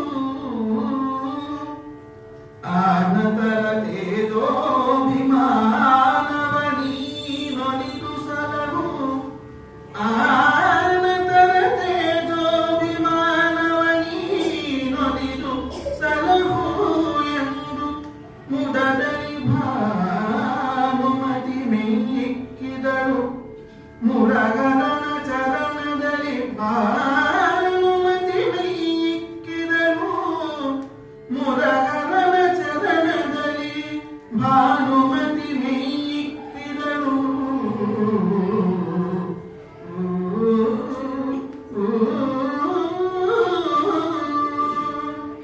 ಕೌರವನ ಹೆಂಡತಿಯಾದಂತಹ ಭಾನುಮತಿ ಕೃಷ್ಣನನ್ನ ಕುರಿತು ಅಂಗರಾಜ್ ಬೇಡ್ತಾ ಇದ್ದಾಳೆ. ಕೃಷ್ಣ, ಮಾನ ನಿನ್ನದು, ಭಕ್ತ ಜನರನ್ನ ಪಡೆಯುವಂತಹ ಖ್ಯಾತಿ ನಿನ್ನದು. ನೀನು ದೇವರು ಅಂತ ಹೇಳಿಸಿಕೊಂಡದ್ದು ಹೇಗೆ ಅಂತ ಹೇಳಿದ್ರೆ, ಜ್ಞಾನಿಗಳಿಗೂ ಜ್ಞಾನಿ ನೀನು, ದೇವತೆಗಳಿಗೂ ದೇವತೆ ನೀನು. ಈ ನಮ್ಮೆಲ್ಲರ ಸಣ್ಣ ಸಣ್ಣ ತಪ್ಪುಗಳನ್ನ ನೀನು ಕ್ಷಮಿಸಬೇಕು ದೇವರೇ. ಆ ಕ್ಷಮಾಗುಣ ಸಂಪನ್ನನಾದಂತಹ ನೀನು ಇದೆಲ್ಲವನ್ನು ಕ್ಷಮಿಸಿ ಶರಣರ ಹಾನಿ ವೃದ್ಧಿಗಳೆಲ್ಲ ನಿನ್ನದು ದೇವರೇ. ನಿನ್ನನ್ನು ಬಿಟ್ಟು ನಮಗೆ ಬೇರೆ ಗತಿ ಇಲ್ಲ ಅಂತ ಹೇಳಿ ಇವಳು ಕೂಡ ಕೃಷ್ಣನ ಕುರಿತು ಅಂಗರಾಜ್ ಬೇಡ್ತಾ ಇದ್ದಾಳೆ. ಇವರೆಲ್ಲರಿಗೂ ಕೂಡ ಗೊತ್ತಾಗ್ತಾ ಇದೆ ಏನು ನಡೀಬಹುದು ಮುಂದೆ ಅಂತ. ಕಣ್ಣಿದ್ದವರಿಗೆ ಕಾಣುತ್ತೆ, ಕಣ್ಣಿಲ್ಲದೆ ಇರೋರು ಒಬ್ರು ಇದ್ದಾರಲ್ಲ, ಅವರಿಗೆ ಹೊರಗೆ ಏನ್ ನಡೀತಾ ಇದೆ ಅಂತ ಇಷ್ಟು ವರ್ಷ ನೋಡ್ಬೇಕು ಅಂತ ಅನಿಸ್ಲಿಲ್ಲ, ಈಗ ನೋಡ್ಬೇಕು ಅಂತ ಅನಿಸ್ತಾ ಇದೆ. ಬೇರೆ ಯಾರಿಗೂ ಅಲ್ಲ, ಧೃತರಾಷ್ಟ್ರನಿಗೆ ಕೃಷ್ಣನನ್ನ ನೋಡ್ಬೇಕು, ಕೃಷ್ಣನನ್ನ ಅನಂತ ರೂಪವನ್ನ ಕಾಣಬೇಕು, ಕಣ್ತುಂಬಿಕೊಳ್ಬೇಕು ಅಂತ ಆಸೆ ಆಗ್ತಾ ಇದೆ. ಅದನ್ನ ಧೃತರಾಷ್ಟ್ರ ಕೃಷ್ಣನಲ್ಲಿ ಕೇಳ್ಕೊಳ್ತಾ ಇದ್ದಾನೆ. ಅಂಗಳನ್ನು ಕರುಣಿಸಿದನು ಅಂಧ ನೃಪಂಗೆ, ಕಂಗಳನ್ನು ಕರುಣಿಸಿದನು ಬಳಿಗಿ ಕೃಷ್ಣರಾಯನ ಮಂಗಲ ಶ್ರೀಮೂರ್ತಿಯನು ಮನದಣಿಯ ತಾನೋಡಿ, ಬಳಿಗಿ ಕೃಷ್ಣರಾಯನ ಮಂಗಳ ಶ್ರೀಮೂರ್ತಿಯನು ಮನದಣಿಯ ತಾನೋಡಿ, ಕಂಗಳಡಗಲಿ ದೇವ, ಕಂಗಳಡಗಲಿ ದೇವ, ನಿಮ್ಮೀಯಂಗವಟ್ಟವ ಕಂಡು ಬಳಿಗಿ ಕಂಗಳಿತನವ ಕಾಣಲಾಗದು, ಕಂಗಳಡಗಲಿ ದೇವ, ನಿಮ್ಮೀಯಂಗವಟ್ಟವ ಕಂಡು ಬಳಿಗಿ ಕಂಗಳಿತನವ ಕಾಣಲಾಗದು, ಕೃಪೆಯ ಮಾಡು ಕಂಗಳಡಗಲಿ ದೇವ, ಕೃಪೆಯ ಮಾಡು, ಕೃಪೆಯ ಮಾಡು, ಕೃಪೆಯ ಮಾಡೆಂದ. ಆ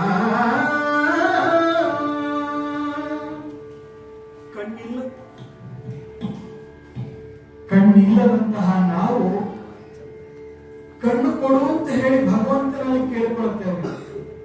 ಆದರೆ ಇಲ್ಲಪ್ಪ, ಮಹಾತ್ಮ ದೇವರೇ ನನ್ನಿಂದ ಇನ್ನು ನೋಡುವುದಕ್ಕಾಗುವುದಿಲ್ಲ, ಕಣ್ಣು ತೆಗೆದುಕೋ ಅಂತ ಹೇಳ್ತಾ ಇದ್ದ. ಮೊದಲಿಗೆ ಕಣ್ಣು ಬೇಕು ಅಂತ ಕೇಳಿದ್ದು ಇದೇ ಧೃತರಾಷ್ಟ್ರ. ಕೃಷ್ಣನನ್ನು ನೋಡಿ ಆದ್ಮೇಲೆ ಭಗವಂತ ಸಾಕು, ನಾನಿನ್ನು ಮುಂದಿನದನ್ನು ನೋಡಲಾರೆ, ಕೊಟ್ಟಂತಹ ಈ ಕಣ್ಣನ್ನ ನೀವು ಮತ್ತೆ ಹಿಂತಿರುಗು. ಯಾಕೆ ಅಂತ ಹೇಳಿದ್ರೆ, ಒಮ್ಮೆ ಆ ಕೃಷ್ಣನನ್ನು ನೋಡಿದ ಮೇಲೆ ಕೌರವರ ಮುಂದಿನ ದಿನಗಳನ್ನ ಆತ ಕಂಡುಬಿಟ್ಟನೋ ಏನು. ಆ ಕಾರಣಕ್ಕಾಗಿ ಆತ ಹೇಳ್ತಾ ಇದ್ದಾನೆ, ನಾನು ನೋಡುವಷ್ಟು ನೋಡಿದೆ ದೇವರೇ, ನಿನ್ನನ್ನು ನೋಡಿದ ಮೇಲೆ ನನ್ನ ಮುಂದಿನ ಜನ್ಮಕ್ಕಾಗುವಷ್ಟು ಅನಂತ ಪುಣ್ಯವನ್ನ ನಾನು ಸಂಚಯನ ಮಾಡಿಕೊಂಡು ಬಿಟ್ಟೆ. ಆದ್ರೆ ಇನ್ನು ಮುಂದೆ ಏನು ನಡೀತದೆಯೋ ಇದನ್ನ ನಾನು ನೋಡಲಾರೆ. ಹಾಗಾಗಿ ಇದಿಷ್ಟನ್ನ ನನ್ನ ಈ ಕಣ್ಣನ್ನು ನೀನು ಪುನಃ ತೆಗೆದುಕೋ ಅಂತ ಹೇಳಿ ಕೃಷ್ಣನಲ್ಲಿ ಅಂಗರಾಜ ಬೇಡುತ್ತಾನೆ ಧೃತರಾಷ್ಟ್ರ. ಇದಿಷ್ಟು ಒಂದೆಡೆ ನಡೀತಾ ಇರುತ್ತೆ. ಇನ್ನೊಂದು ಕಡೆಯಿಂದ ನಮ್ಮ ದುರ್ಯೋಧನ ಯಥಾವತ್ತಾಗಿ ಹೇಳ್ತಾ ಇದ್ದಾನೆ, ತಾತ ಅಪ್ಪ ಹೆದರಬೇಡ, ನೀನ್ ಯಾಕೆ ಹೆದರ್ತಾ ಇದ್ದೀಯ, ನಾನಿದ್ದೇನಲ್ಲ. ತಾತ ಹೆದರದಿರು, ಹೇ ಮುಕುಂದನ ಕೈ ತವಕೆ ಬೆಚ್ಚದಿರು, ಸಂಧಿಯ ಮಾತು ತಾನಿದು ಹೃದಯವೇ ಬೆಸಗೊಳ್ಳಿ ಮುರಹರನ ಈತನಂತರ್ಯಾಮಿ ಜೀವ ಪ್ರಾತದಲ್ಲಿ ಜನಜನಿತವಿದು, ಈತನಂತರ್ಯಾಮಿ ಜೀವ ಪ್ರಾತದಲ್ಲಿ ಜನಜನಿತವಿದು, ಜಗವೀತನಾಜ್ಞೆಯೊಳು ಒಲವುದೆಂದನು, ಜಗವೀತನಾಜ್ಞೆಯೊಳಲವುದೆಂದನು ಕೌರವರ ರಾಯ.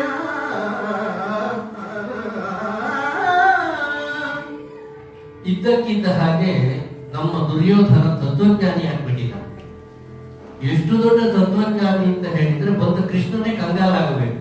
ಅಯ್ಯೋ, ನಾನು ಇವನಲ್ಲಿ ಇಷ್ಟೊತ್ತು ಮಾತಾಡಿದ್ನ, ಅಪ್ಪ ನೀನು ಹೆದರಬೇಡ, ಯುದ್ಧ ನಾನು ಅದಕ್ಕೆ ಸಿದ್ಧ. ಇವನು ಮೋಸ ಮಾಡುವುದಕ್ಕೆ ಬಂದಿದ್ದಾನೆ, ಇವನೇನು ಸಾಮಾನ್ಯ ಅಲ್ಲ, ಇವನು ಕಪಟ ನಾಟಕ ಸೂತ್ರಧಾರಿ. ಕೈತವದ ವಿದ್ಯೆ ಇವನಿಗೆ ಕರಗತಾಗಿ ಹೋಗಿದೆ, ಅದನ್ನು ಇಲ್ಲಿ ಪ್ರದರ್ಶನ ಮಾಡುವುದಕ್ಕೆ ಬಂದಿದ್ದಾನೆ.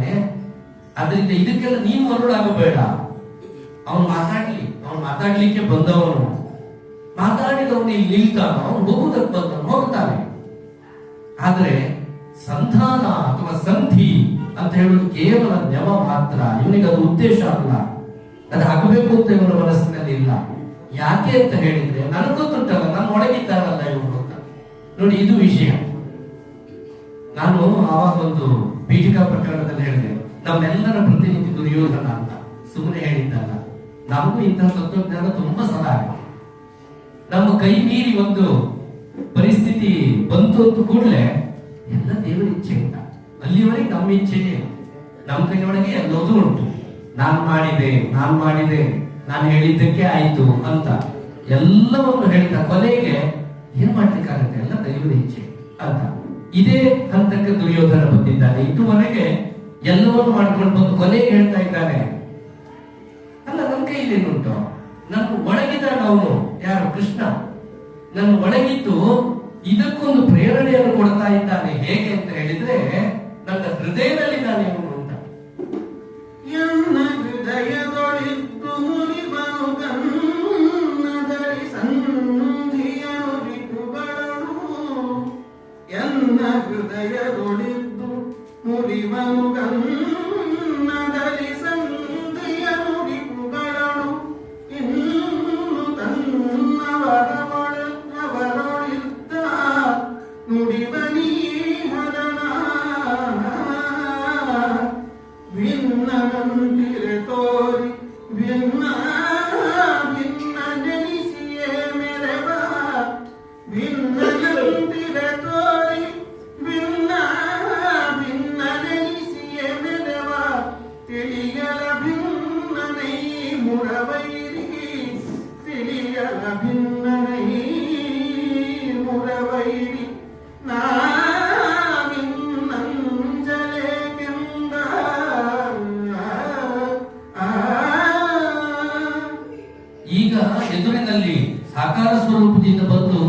ರಾಜ್ಯವನ್ನು ಕೊಡು ಕೊಡು ಅಂತ ಕೇಳ್ತಾ ಇರುವಂತಹ ಕೃಷ್ಣ ನನ್ನ ಹೃದಯದೊಳಗಿದ್ದು ಹೇಳ್ತಾ ಇದ್ದಾನೆ, ಕೊಡಬೇಡ ಕೊಡಬೇಡ ಕೊಡಬೇಡ ಅಂತ.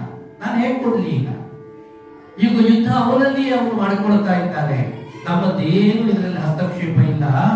ಆದ್ದರಿಂದ ನಮ್ಮ ಯಾವ ಹೊಣೆಗಾರಿಕೆಯೂ ಇದರಲ್ಲಿಲ್ಲ. ನಾವು ಅವನಿಗೆ ಕೊಡಬೇಕಾದ್ದು ಏನೂ ಇಲ್ಲ, ಪಡಿಬೇಕಾದಂತೂ ಇಲ್ಲವೇ ಇಲ್ಲ. ಆದ್ರಿಂದ ನಾನು ಕೊಡೋದಿಲ್ಲ. ಬಹಳ ಸುಲಭವಾಗಿ ಮುಗಿಸಿಬಿಟ್ಟ. ಯಾಕಂದ್ರೆ ಅದು ನನ್ನಂತಾದ್ರೆ ನಾನು ಕೊಡಬೇಕು. ಇದು ಹಾಗಲ್ಲ, ಅವನೇ ಹೇಳ್ತಾ ಇದ್ದಾನೆ ಒಳಗಿನಿಂದ.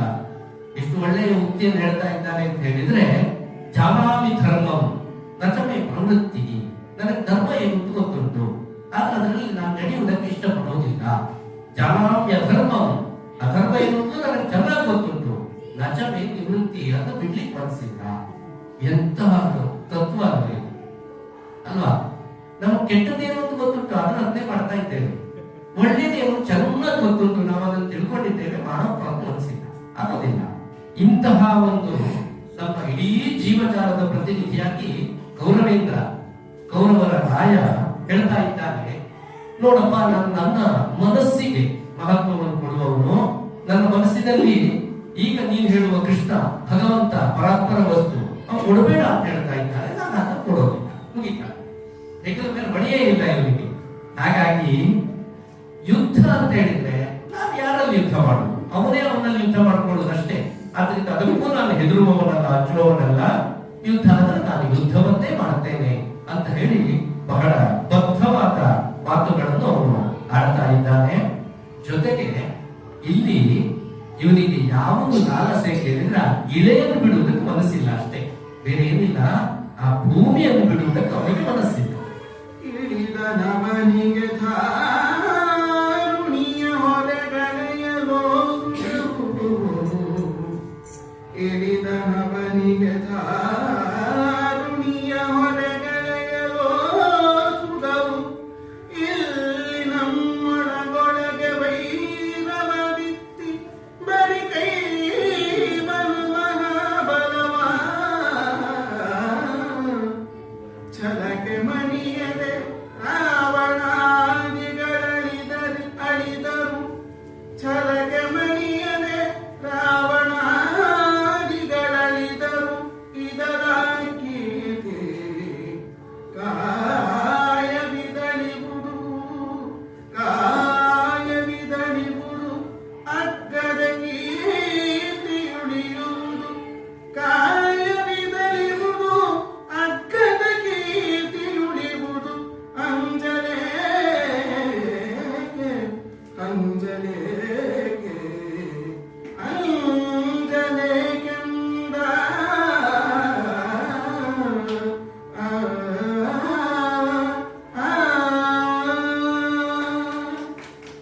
ಕರ್ಮ ಸಿದ್ಧಾಂತದ ಮೇಲೆ ಬಲವಾದ ನಂಬಿಕೆ ಇರುವವರು ಆಡುವ ಮಾತಿ ಎಲ್ಲವೂ ನಮ್ಮ ಕರ್ಮ ಅಂತ ಆದ್ಮೇಲೆ ನಾವು ಆಡುವುದಿಲ್ಲ. ನಮ್ಮ ಹೊಣೆಗಾರಿಕೆ ಏನಿಲ್ವಲ್ಲ. ಜೀವವ್ರಾತಕ್ಕೆ ಸ್ವಾತಂತ್ರ್ಯವಿಲ್ಲ, ಜೀವವ್ರಾತಕ್ಕೆ ಸ್ವಾತಂತ್ರ್ಯವೇ ಇಲ್ಲ.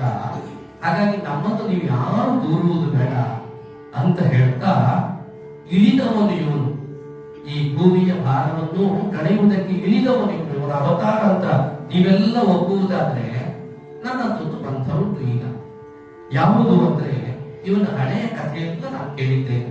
ಕಂಸನನ್ನು ಇವನು ಕೊಂದಿದ್ದಾನೆ. ಆದ್ರೆ ಕಂಸನಿಗೆ ಏನ್ ಸಿಕ್ಕಿದೆ ಇದರಿಂದ ಅಂದ್ರೆ ಮುಕ್ತಿ ಸಿಕ್ಕಿದೆ. ರಾವಣ ಇವನನ್ನು ವಿರೋಧಿಸಿದ, ಅದರಿಂದ ಪ್ರಯೋಜನ ಏನಾಯ್ತು ಅಂದ್ರೆ ರಾವಣನಿಗೆ ಮುಕ್ತಿ ಆಯಿತು. ಇಂತಹದ್ದು ನನಗೆ ಆದರ್ಶ ಅಂತ ಹೇಳ್ತಾ ಇದ್ದ ಕೌರವ. ನನಗೆ ಕಂಸ ಆದರ್ಶನಾಗುತ್ತಾನೆ, ನನಗೆ ರಾವಣ ಆದರ್ಶನಾಗುತ್ತಾನೆ. ಅಂಥವರಿಗೆ ಸಿಕ್ಕಿದ ಮುಕ್ತಿ ಮೋಕ್ಷ ನನಗೆ ಸಿಕ್ಕುತ್ತೆ ಅಂತಾದ್ರೆ ನನಗೆ ಸಂತೋಷ, ನಾನು ಅದನ್ನು ಸ್ವೀಕಾರ ಮಾಡುತ್ತೇನೆ. ಜೊತೆಗೆ ಇವತ್ತಿಗೂ ರಾಮ ಆದರೂ ನಮ್ಮ ಸ್ಮೃತಿ ಪಟಲದಿಂದ ಸ್ವಲ್ಪ ಮರೆಯಾಗಬಹುದು, ರಾವಣ ಆಗೋದಿಲ್ಲ. ಕೃಷ್ಣ ಆದ್ರೂ ನಾವು ನೆನಪಿಸಿಕೊಳ್ಳೋದು ಕಮ್ಮಿ ಆಗಬಹುದು, ಕಂಸನನ್ನು ನೆನಪಿಸಿಕೊಳ್ಳೋದು ಕಮ್ಮಿ ಆಗೋದಿಲ್ಲ. ಇಂತಹ ಅವರೆಲ್ಲರೂ ಕೂಡ ಅಜರಾಮರನಾಗಿದ್ದಾರೆ. ಅಂತಹ ಕಾಯ ಅಳಿದರೂ ಕೀರ್ತಿ ಉಳಿತಾ ಉಂಟು. ಆ ಕೀರ್ತಿ ನನಗೆ ಬೇಕು, ನಾನು ಆ ಸಾಲಿಗೆ ಸೇರ್ತೇನೆ, ಇವನಿಗಂತೂ ರಾಜ್ಯ ಕೊಡೋದಿಲ್ಲ ಅಂತ. ಇದರ ಹಿಂದೆ ಒಂದು ರಾಜಕೀಯ, ಒಂದು ರಾಜನೀತಿ ಏನನ್ನು ಗಮನಿಸಿದ್ದಾನೆ ಕೌರವ ಅಂತ ಹೇಳಿದ್ರೆ, ಬರುವಾಗ ಪಾಂಡವರೆಲ್ಲ ಹೇಗಿದ್ದಾರೆ ಅಂತ ತಿಳ್ಕೊಂಡಿದ್ದಾರೆ. ಸಂಜಯನನ್ನು ಕಳಿಸಿ ಸಂಜಯನಲ್ಲಿ ಪಾಂಡವರೆಲ್ಲ ಸ್ವಲ್ಪ ಬಿಚ್ಚು ಮನಸ್ಸಿನಿಂದ ಮಾತಾಡಿದ್ದಾರೆ, ಅವರವರ ನಿಜವಾದ ಅಂತರಂಗವನ್ನು ಹೇಳಿದ್ದಾರೆ. ಧರ್ಮರಾಯ ಮಾತ್ರ ಸರಿಯಾಗಿ ಮಾತಾಡಿದ್ದಾನೆ, ಹೇಗಿದ್ದಾರಪ್ಪ ಎಲ್ಲರೂ ಕ್ಷೇಮವೇ ಅಂತ. ಆದ್ರೆ ಭೀಮ ಹಾಗೆ ಕೇಳಲೇ ಇಲ್ಲ. ಹೇಗೆ ಕೌರವನ ತೊಡೆ ಗಟ್ಟಿ ಉಂಟು, ಇನ್ನು ನನ್ನ ಗದೆ ಕಾಯ್ತಾ ಉಂಟು ಅಂತ ಅವನು ಹೇಳಿದ್ದಾನೆ. ಅರ್ಜುನ ಕೇಳಿದ್ದಾರೆ, ಕರ್ಣ ಚೆನ್ನಾಗಿದ್ದಾನೋ, ಅವನ ತಲೆ ಬಹುಶಃ ನನಗ ಕಾಯ್ತಿರಬಹುದಲ್ವೋ ಅಂತ. ದ್ರೌಪದಿ ಬಹಳ ಚೆನ್ನಾಗಿ ಹೇಳಿ ಕಳಿಸಿದ್ದಾರೆ. ನೋಡಿ ಸಂಜಯರೇ, ನಾನು 13 ವರ್ಷ ಆಯ್ತು ತಲೆ ಬಾಚದೆ, ತಲೆಯಿಂದ ಜಡಗಟ್ಟಿ ಹೋಗಿದೆ, ಗಡ್ಡುಗಟ್ಟಿ ಹೋಗಿದೆ. ಆದಷ್ಟು ಬೇಗ ಇದನ್ನೊಂದು ಬಂಧಿಸುವ ವ್ಯವಸ್ಥೆ, ಅಂದ್ರೆ ತುರುಬನ್ನು ಕಟ್ಟುವ ವ್ಯವಸ್ಥೆ ನನ್ನ ಭಾವ ಮಾಡಿದ್ರೆ ಆಗತ್ತೆ ಅಂತ. ಅಂದ್ರೆ ಸೂಚ್ಯವಾಗಿ ಅವಳು ಏನ್ ಹೇಳ್ತಿದ್ದಾಳೆ ಅಂತ ಹೇಳಿದ್ರೆ, ಅವಳು ತುರುಬು ಕಟ್ಟಬೇಕಾದ್ರೆ ಭೀಮ ಪ್ರತಿಜ್ಞೆ ಮಾಡಿದ್ದು ಹೇಗೆ ಅಂದ್ರೆ, ದುಶ್ಯಾಸನ ಉರವನ್ನು ಬಗೆದು ಅದರ ರಕ್ತವನ್ನು ಇದಕ್ಕೆ ಎಣ್ಣೆಯಾಗಿ ಹಾಕುದು, ಯಾವ ಕೂದ್ಲಿಗೆ. ದುಶ್ಯಾಸನನ್ನ ಬಾಯಲ್ಲಿರುವ ದಂತಪಂಕ್ತಿಗಳು ಆ ಹಲ್ಲಿನಿಂದ ಬಾಚಣಿಗೆಯನ್ನಾಗಿ ಮಾಡಿ ಅದನ್ನು ಬಾಚುವಂತಹ ಕರುಳ ಮಾಲೆ, ಅದು ಇವಳಿಗೆ ಹೂವಿನ ಮಾಲೆ ಹಾಕ್ಬೇಕು. ಇಷ್ಟು ಚಂದದ ಸಿಂಗಾರ ಆದಷ್ಟು ಬೇಗ ಮಾಡಿಸಿ ಅಂತ ಹೇಳ್ತಾ ಇದ್ದಾರೆ. ಅಂದ್ರೆ ಏನ್ ಧ್ವನಿ ಏನು, ಅವರೆಲ್ಲ ಸಾಯಿಲಿತ್ತಲ್ವಾ. ಇದೆಲ್ಲ ಕೇಳಿದ್ದಾನೆ ಗೌರವ, ಅದೆಲ್ಲವೂ ತಲೆಯಲ್ಲಿ ಉಂಟು ಅವನಿಗೆ.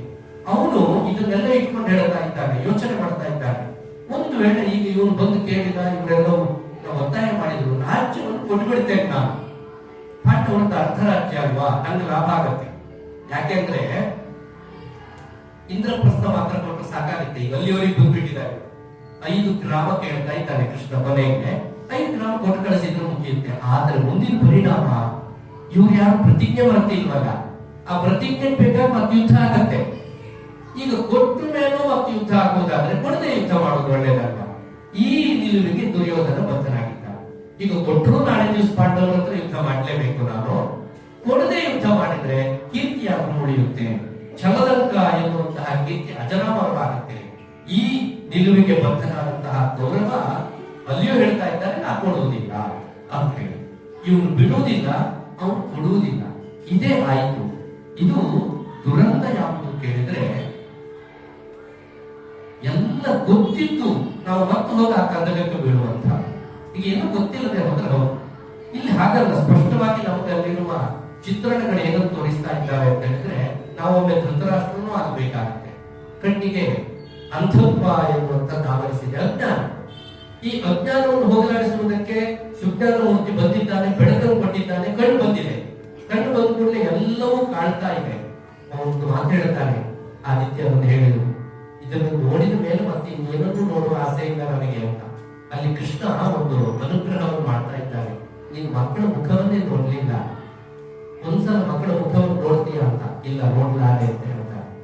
ಇಷ್ಟು ದುಷ್ಟರಾದ ಮಕ್ಕಳ ಮುಖವನ್ನು ನೋಡಿ ಈ ಕಣ್ಣು ಮತ್ತು ಪಾಪವನ್ನೇ ಕಟ್ಟಿಕೊಳ್ಳುತ್ತೆ. ಇಂತಹ ಒಂದು ದಿವ್ಯವಾದ ಸ್ವರೂಪ ಇದನ್ನು ನೋಡಿದ ಮೇಲೆ ಇನ್ನು ನಾನು ಪ್ರಪಂಚದಲ್ಲಿ ಏನನ್ನು ನೋಡುವುದು ಬೇಡ, ಶಾಶ್ವತವಾಗಿ ನನ್ನ ಕಣ್ಣು ಇಂಗಿ ಹೋಗಲಿ ಎನ್ನುವಂತಹ ಮಾತನ್ನು ಹೇಳ್ತಾನೆ ಧೃತರಾಷ್ಟ್ರ. ಹೆತ್ತ ತಂದೆ ತನ್ನ ಮಗನ ಮುಖವನ್ನು ನೋಡುವುದಕ್ಕೆ ಅಪೇಕ್ಷೆ ಪಡುವುದಿಲ್ಲ ಅಂತ ಆದರೆ ಅವನಿಗೆ ಬದುಕುವ ಅರ್ಹತೆ ಎಷ್ಟು ಉಂಟು, ಇದನ್ನು ನಾವು ಆಲೋಚನೆ ಮಾಡಬೇಕಾಗ್ತದೆ. ಗಾಂಧಾರಿ ಹೋಗಿ ಇದುವರೆಗೆ ತನ್ನ ಮಕ್ಕಳನ್ನು ನಾನು ಹೇಗೆ ಸಾಕಿದ್ದೇನೆ, ಸಲಹಿದ್ದೇನೆ ಎಲ್ಲ ನಿಮಗೆ ಗೊತ್ತುಂಟು. ಇನ್ನು ಮುಂದೆ ನನ್ನ ಕೈಯಲ್ಲಿ ಏನಿಲ್ಲ, ನೀನೇ ಇವರನ್ನು ಸಲಹಬೇಕು ಅಂತ ಭಗವಂತನ ಪಾದಕ್ಕೆ ಸಮರ್ಪಣೆ ಮಾಡ್ತಾಳೆ ಅಂತಾದ್ರೆ, ತಾಯಿಯ ವಾತ್ಸಲ್ಯದಿಂದ ಎಷ್ಟೇ ವರ್ಷ ಆಗಲಿ, ನಮ್ಮೊಂದು 60-70 ವರ್ಷ ಆದರೂ ತಾಯಿ ಬದುಕಿರ್ತಾಳೆ ಅಂತ ಹೇಳಿದ್ರೆ ಅವನಿಗೆ ನಾವು ಮಕ್ಕಳೇ ಅಲ್ವಾ. ಅವಳ ವಾತ್ಸಲ್ಯದಿಂದ ವಂಚಿತರಾಗುವುದಕ್ಕೆ ಯಾರು ಅಪೇಕ್ಷೆ ಪಡುವುದಿಲ್ಲ. ಅಂತಹ ಕಾಲದಲ್ಲಿ ತಾಯಿಯೇ ಇಲ್ಲ, ನನ್ನ ಮಕ್ಕಳನ್ನು ಈಗ ನೋಡ್ಕೊಳ್ಳುವುದಕ್ಕೆ ಆಗೋದಿಲ್ಲ ನನಗೆ ಅಂತ ಹೇಳಿ ತನ್ನ ಹೊಣೆಯನ್ನು ಜಾರಿಸಿಕೊಳ್ತಾಳೆ ಅಂತ ಹೇಳಿದ್ರೆ ಅವನ ಭೂಮಿಯಲ್ಲಿ ಬದುಕಬೇಕ. ಗಂಡನಾದವನನ್ನು ಉಳಿಸಿಕೊಳ್ಳುವುದಕ್ಕೆ ಹೆಂಡತಿಯಾದವರು ವ್ರತಾದಿಗಳನ್ನು ಆಚರಣೆ ಮಾಡುವಂತದ್ದು ಲೋಕದಲ್ಲಿ ಪದ್ಧತಿ. ಆ ವ್ರತವೇ ಮೂರ್ತಿ ಸ್ವರೂಪದಲ್ಲಿ ಎದುರುಗಡೆ ಬಂದಾಗ ಅವನ ಮುಂದೆ ಹೋಗಿ ಸೆರೆಗಳನ್ನು ಚಾಚುತ್ತಾ ನನ್ನ ಗಂಡನನ್ನು ಉಳಿಸಿಕೊಡು ಅಂತ ಅವಳು ಕೇಳುತ್ತಾಳೆ ಅಂತ ಆದರೆ, ಎಂತಹ ದುರಂತ, ಎಂತಹ ಪರಿಸ್ಥಿತಿಗೆ ಈ ಕಥನ ಬಂದು ಹುಟ್ಟಿದೆ ಎನ್ನುವಂತಹದ್ದು ನಾವು ಆಲೋಚನೆ ಮಾಡಬೇಕಾಗುತ್ತೆ.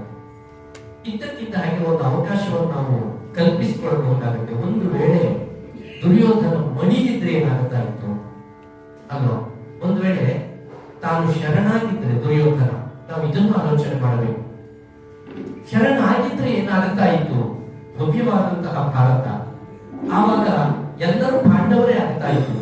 ಪಾಂಡವರು ಕೌರವರು ಎನ್ನುವಂತಹ ಭೇದ ಇರ್ತಾ ಇರಲಿಲ್ಲ. ಪಾಂಡವರನ್ನು ಹೇಗೆ ಕೃಷ್ಣ ಸಲಹುತ್ತಾನೋ ಅದೇ ರೀತಿ ಕೌರವರನ್ನು ಸಲಹುತ್ತಾ ಇದ್ದ. ಆದರೆ ಅದಕ್ಕೆ ಇವನೇ ಸಿದ್ಧನಾಗಿಲ್ಲ. ಈ ಡೊಂಕನ್ನು ಸರಿ ಮಾಡುವುದಕ್ಕೆ ಬೇಕಾದ ಪರಿಕರ ಇವನು ತಂದಿದ್ದಾನೆ, ಅದ್ರ ಬಿಟ್ಟು ಹೊಡಿಬೇಡ ಅಂತ ಹೇಳ್ತಾ ಇದ್ದಾನೆ. ಹೇಗೆಂದ್ರೆ ಬಡಗಿಯಾದವನು ತಾನು ಕೆತ್ತಬೇಕು, ಆ ಮರವನ್ನು ಸರಿ ಮಾಡಬೇಕು ಅಂತಾದ್ರೂ ಒಂದಷ್ಟು ಭಾಗವನ್ನು ಕೆತ್ತಬೇಕು.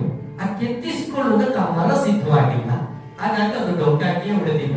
ಇಲ್ಲದೆ ಹೋದ್ರೆ ಅದನ್ನು ಸುಂದರವಾದಂತಹ ಶಿಲ್ಪವನ್ನು ಹಾಕಿ ಕೃಷ್ಣ ಮಾಡ್ತಾ ಇದ್ದ ಎನ್ನುವಂಥದ್ದು ಬಹಳ ಸ್ಪಷ್ಟವಾಗಿ ನಾವು ನೋಡಬಹುದಾಗಿದೆ. ಮಣಿದು ಬದುಕುವನಲ್ಲ, ಹಗೆಯಲಿ ಸೆಣಸಿ ಬಿಡುವವನಲ್ಲ, ದಿಟದಾರುಣಿಯ ಸಿರಿಗಡಪುವವನಲ್ಲ, ಅಡುಗಿಲ್ಲ ಕಾಯದಲ್ಲಿ ರಣಮಗೋ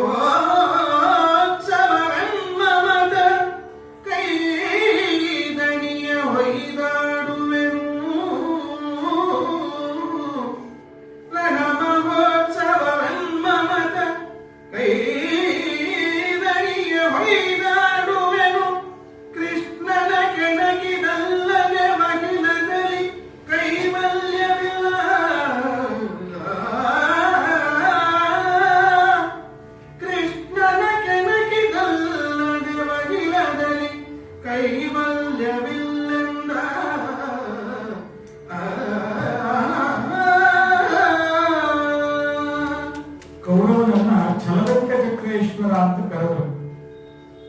ಅದಕ್ಕೆ ಸರಿಯಾದಂತಹ ರೀತಿಯಲ್ಲಿ ಕೌರವ ವ್ಯವಹಾರವನ್ನು ಮಾಡ್ತಾ ಇದ್ದಾನೆ. ಮಣಿದು ಬದುಕುವವನಲ್ಲ. ಯಾರ್ಯಾರು ವಿಧಿವಾದವನ್ನು ಹೇಳ್ತಾ ಇದ್ದಾರೋ ಪ್ರತಿಯೊಬ್ಬರಿಗೂ ಅವನು ಹೇಳ್ತಾ ಇದ್ದಾನೆ, ನಾನು ಯಾವ ಕಾರಣಕ್ಕೂ ಮಣಿದು ಬದುಕುವವನಲ್ಲ. ಪಾಂಡವರಿಗೆ ಅರ್ಧರಾಜ್ಯ ಅಲ್ಲ, 5 ಗ್ರಾಮ ಅಲ್ಲ, ಒಂದು ಸೂಜಿಯ ಮೊನೆಯನ್ನ ಕೂರುವಷ್ಟು ಜಾಗವನ್ನು ನಾನು ಕೊಡುವವನಲ್ಲ. ಇನ್ನೂ ಒಂದು ಬರೆದು ಹೇಳ್ತಾ ಇದ್ದಾನೆ, ಹಾಗೆ ಇಲ್ಲಿ ಸೆಣಸಿ ಬಿಡುವವನಲ್ಲ. ನಾನು ಯಾವ ಕಾರಣಕ್ಕೂ ನನ್ನದಾದಂತಹ ಯಾವ ಪ್ರತಿಜ್ಞೆ ಉಂಟು, ನನ್ನದಾದಂತಹ ಯಾವ ಛಲ ಉಂಟು ಅದನ್ನ ಬಿಟ್ಟು ಬದುಕಿದೆ ಅಂತ ನಾನು ದುರ್ಯೋಧನನೇ ಅಲ್ಲ. ಈ ಯಕ್ಷಗಾನದಲ್ಲಿ ಕೌರವರನ್ನ ಬಹಳ ಸುಂದರವಾಗಿ ಚಿತ್ರಣ ಮಾಡುತ್ತಾರೆ. ಛಲದಕ್ಕ ಚಕ್ರೇಶ್ವರ ಅಂತಲೇ ತೋರಿಸ್ತಾರೆ. ಹೇಗ್ ಹೇಳ್ತಾರೆ ಅಂತ ಕೇಳಿದ್ರೆ, ಕೌರವ ಕೃಷ್ಣನಲ್ಲಿ ಹೇಳುವಂತಹ, ಕೃಷ್ಣ ನಮ್ಮಿ ಅರಮನೆ ಎನ್ನುವಂತಹದ್ದು ವಿಧವೆಯರ ಸಂತೆಯ ಗೋಡಿನ ಗೂಡಾಗಿ ಹೋಗ್ಲಿ.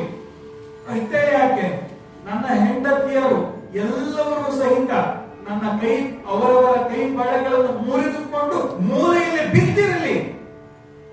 ಮಕ್ಕಳೆಲ್ಲರೂ ಸಹಿತ ಅಪ್ಪ ಅಪ್ಪ ಅಂತ ಹೇಳಿ ಕೂಗಾಡ್ತಾ ಚೀರಾಡ್ತಾ ಹೋರಾಡ್ತಾ ಇರಲಿ. ನಾನು ನನ್ನದಾದಂತಹ ಧ್ಯೇಯ, ನನ್ನದಾದಂತಹ ದೃಷ್ಟಿ ನಿಷ್ಪಾಂಡವ ಪೃಥ್ವಿ ಎನ್ನುವುದೇನುಂಟು ಅದು ಯಾವ ಕಾರಣಕ್ಕೂ ಬಿಡಲಾರೆ. ಅದು ಧ್ರುವದಷ್ಟು ಅಚಲ, ಧ್ರುವ ಹಾಗೂ ಮೇಲಿನಷ್ಟು ನಿಶ್ಚಲ ಅಂತ ಹೇಳಿ ಕೌರವ ಹೇಳ್ಬಿಡ್ತಾನೆ. ಇನ್ನೂ ಮುಂದುವರೆದು ಹೇಳ್ತಾನೆ, ಕೃಷ್ಣನಿಗೆ ರಣವೀರ್ಯವನ್ನು ಕೌರವ ಕೊಡ್ತಾನೆ ಅಂತ ಹೇಳಿ ನಮ್ಮ ಒಂದು ಕಡೆ ಬರುತ್ತೆ. ಹೇಗೆ ಕೊಡ್ತಾನೆ ಅಂತ ಕೇಳಿದ್ರೆ, ಈ ದೇಹವನ್ನೇ ಬಟ್ಟಲಾಗಿಸಿದ್ದೇನೆ, ಈ ಬಟ್ಟಲ ಮಧ್ಯದಲ್ಲಿ ರಣವೀರ್ಯವನ್ನ, ನನ್ನ ಜೀವ ಎನ್ನುವುದೇ ಈ ರಣವೀರ್ಯ ಅಂತ ಭಾವಿಸಿಕೊ. ಈ ರಣವೀರ್ಯವನ್ನ ನಿನ್ನ ಕೈಗೆತ್ತಿ ಕೊಡ್ತಾ ಇದ್ದೇನೆ. ಒಂದು ಕಾಯವನ್ನ, ಈ ಕಾಯವನ್ನ ಕೊಡ್ತೇನೆ. ಇಲ್ಲ ಅಂತಾದರೆ ಪಾಂಡವರ ಕಾಯ ಅಂತೇನಿದೆಯೋ ಅದೆಲ್ಲವನ್ನು ನಾನು ತೆಗೀತೇನೆ. ಸಾಧ್ಯವಾದಷ್ಟು ಮಟ್ಟಿಗೆ ನಾನು ಯುದ್ಧ ಮಾಡುತ್ತೇನೆ ಅಂತ ಹೇಳಿ ಒಂದೆಡೆಯಲ್ಲಿ ಹೇಳಿದ್ರೆ, ನಮ್ಮ ಕುಮಾರವ್ಯಾಸನ ಗೌರವವಾಗಿ ಹೇಗೆ ಹೇಳ್ತಾನೆ ಅಂತ ಹೇಳಿದ್ರೆ, ಮನ ದಣಿಯ ಹೋರಾಡುವೆನು, ಕೈ ದಣಿಯ ಹೊಯ್ದಾಡುವೆನು. ನನ್ನ ಕೈಗೆ ಎಲ್ಲಿಯವರೆಗೆ ಬಲ ಉಂಟೋ ಅಲ್ಲಿಯವರೆಗೆ ಹೋರಾಟ ಮಾಡ್ತೇನೆ, ನಾನು ಬಿಡುವುದಿಲ್ಲ. ಇನ್ನು ಕೃಷ್ಣನನ್ನ ಕೆಣಕಿದ ಮೇಲೆ ಬಿಡ್ಲಿಕ್ಕೆ ಉಂಟ? ನಾನು ಕೆಣಕಿದ ಮೇಲೆ ಕೃಷ್ಣ ನನ್ನನ್ನು ಬಿಡ್ತಾನ? ಕೆಲವರನ್ನ ಕೃಷ್ಣ ನಗೆಯಾಡಿಕೊಂಡ, ಕೆಲವರನ್ನ ಕೃಷ್ಣ ನಗೆ ಆಡಿಸಿಕೊಂಡ, ಮತ್ತೆ ನನ್ನನ್ನು ಬಿಡ್ತಾನ? ಹೋಗ್ಲಿ, ಕೃಷ್ಣ ಬಿಟ್ಟು ನಾ ಇನ್ನೆಷ್ಟು ವರ್ಷ ಬದುಕ್ತೇನೆ? ಹಾಗಾಗಿ ಏನೇ ಆಗಲಿ ನಾನು ಈ ದಾರಿಗೆ ಬಂದಿದ್ದೇನೆ, ಈ ದಾರಿಯನ್ನು ನಾನು ಬಿಡುವುದಕ್ಕೆ ಸಿದ್ಧ ಇಲ್ಲ. ಹಾಗಾಗಿ ನಾನು ಯಾವುದನ್ನು ಕೊಡುವುದಿಲ್ಲ, ಯಾವ ಸಂಧಿಯೂ ಬೇಡ, ಯಾವ ಪ್ರಕರಣವೂ ಬೇಡ ಅಂತ ಹೇಳಿ ಗಟ್ಟಿ ಮುರಿದ ರೀತಿಯಲ್ಲಿ ಕೃಷ್ಣನಿಗೆ ಹೇಳಿ ಕಳಿಸ್ತಾನೆ. ಕೃಷ್ಣ ಇವನ ಉತ್ತರವನ್ನ ಕೇಳಿ ಮುಂದೆ ನಸುನಗುತ್ತಾ ಒಂದು ಮಾತಾಡ್ತಾನೆ. ಎನಲು ನಸುನಗುತ ಸುರರಿಪು ಮುಂದಿನ ಮನುಷ್ಯ ಕಾಲವನು ಮಗುಳನು ಕರೆಸಿ ಧೃತರಾಷ್ಟ್ರ ಭೀಷ್ಮರಿಗಂದನೀಹನ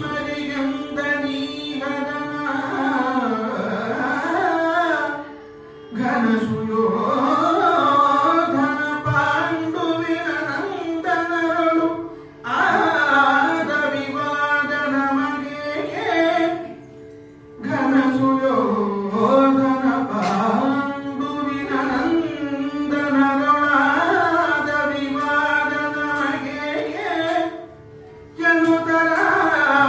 ಎನ್ನುತ್ತರಾಜಾಲಯವನು ಅಸುರಧ್ವಂಸಿ ಭಗವಂತ.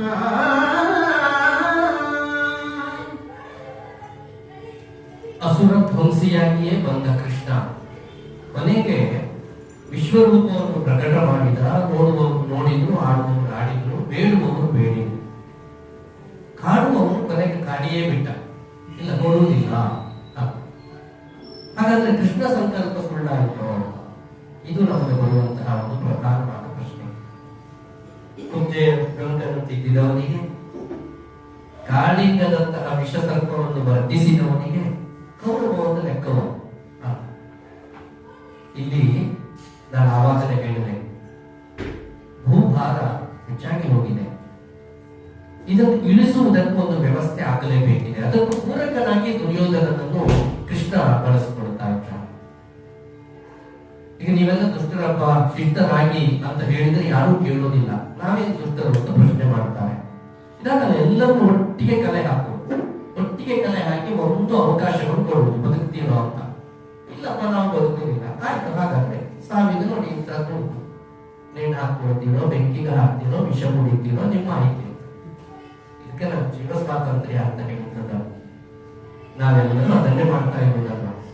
ಜೀವನ ಎನ್ನುವಂಥದ್ದಕ್ಕೆ ಹೆದರಿ ಒಂದಷ್ಟು ಜನ ಆತ್ಮಹತ್ಯೆ, ಒಂದಷ್ಟು ಜನ ಏನೂ ಮಾಡದೇ ಇರುವಂತಹದ್ದು, ಇದೆಲ್ಲವನ್ನು ನಾವು ನೋಡ್ತಾ ಇದ್ದೇವೆ.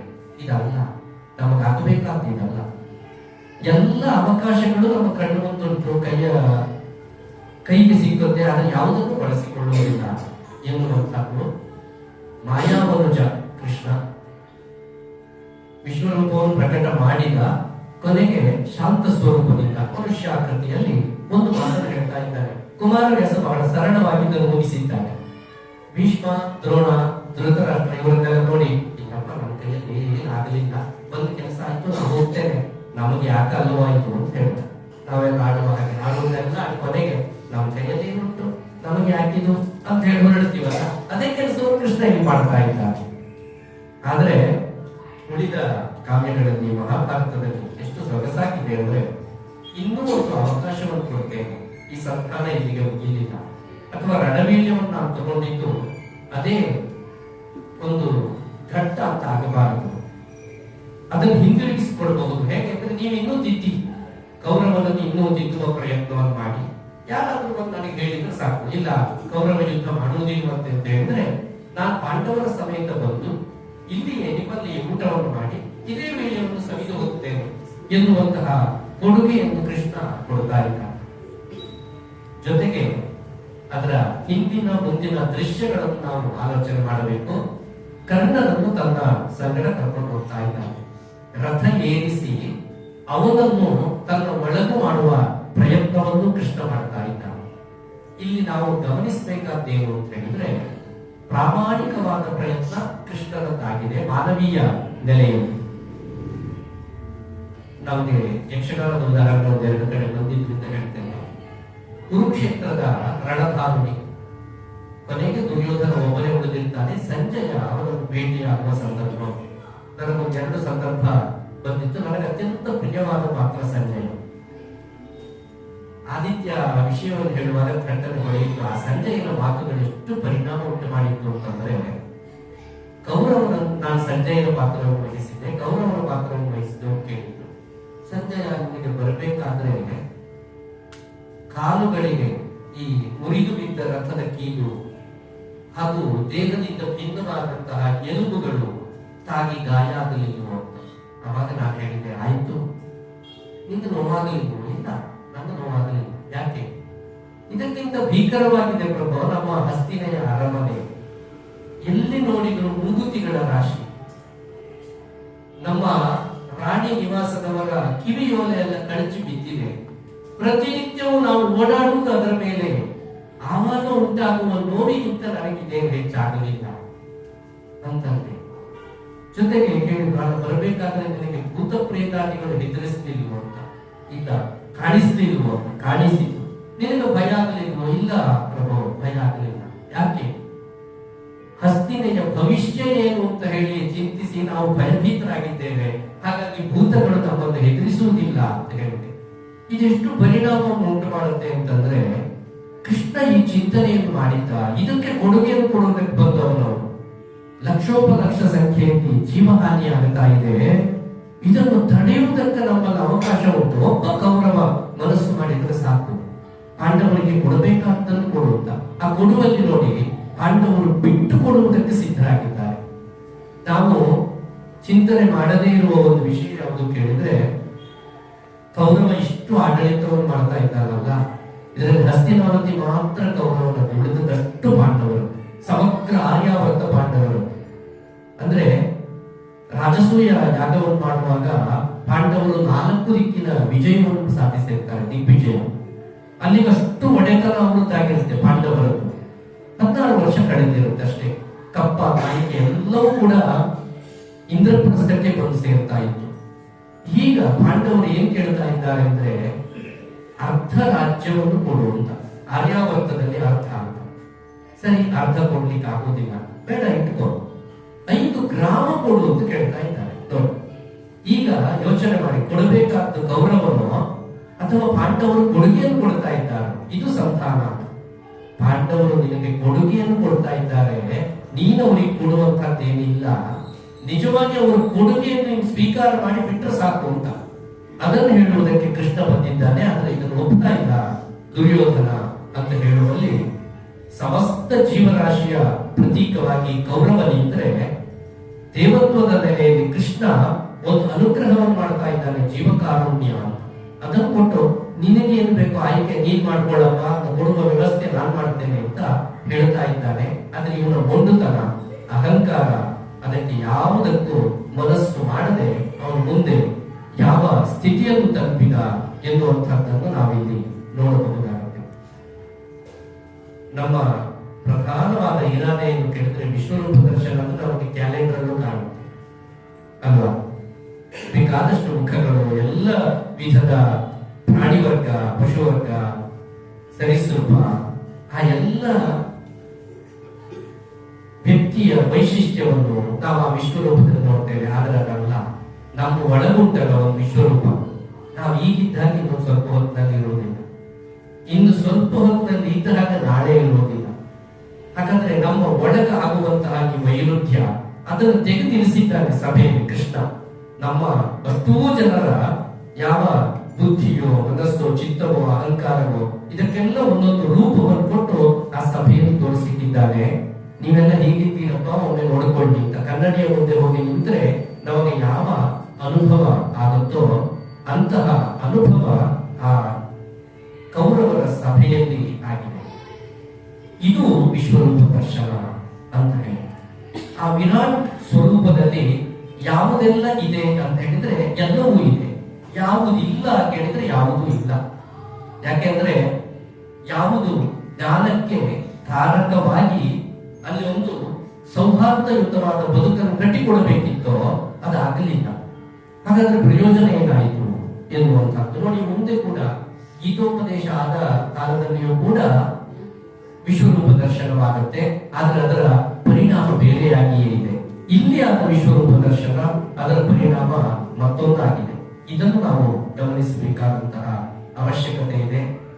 ಕಾವ್ಯಗಳನ್ನು, ಪುರಾಣಗಳನ್ನು ನಾವು ಈ ನಿಟ್ಟಿನಲ್ಲಿ ಅನುಸಂಧಾನವನ್ನು ಅಭ್ಯಾಸವನ್ನು ಮಾಡಬೇಕಾದ್ದು ನಮ್ಮ ಪಾಲಿಗೆ ಅನಿವಾರ್ಯ ಅಂತ ಹೇಳ್ತಾ, ಇದುವರೆಗೆ ವಿಶ್ವರೂಪ ದರ್ಶನದಲ್ಲಿ ನಮ್ಮೊಂದಿಗೆ ಭಾಗಿಯಾದಂತಹ ತಮಗೆಲ್ಲರಿಗೂ ಹೃತ್ಪೂರ್ವಕವಾದಂತಹ ಧನ್ಯವಾದಗಳನ್ನು ಸಮರ್ಪಣೆ ಮಾಡ್ತಾರೆ. ಪ್ರಾರಂಭ ಮಾಡಿದ್ರು ಅವರೇ ಮುಕ್ತಾಯ ಮಾಡುವುದು ಸರಿ ಅಂತ ನಾನು ಆದಿತ್ಯನಿಗೆ ಹಸ್ತಾಂತರವನ್ನು ಮಾಡ್ತಾ ಇದ್ದೆ.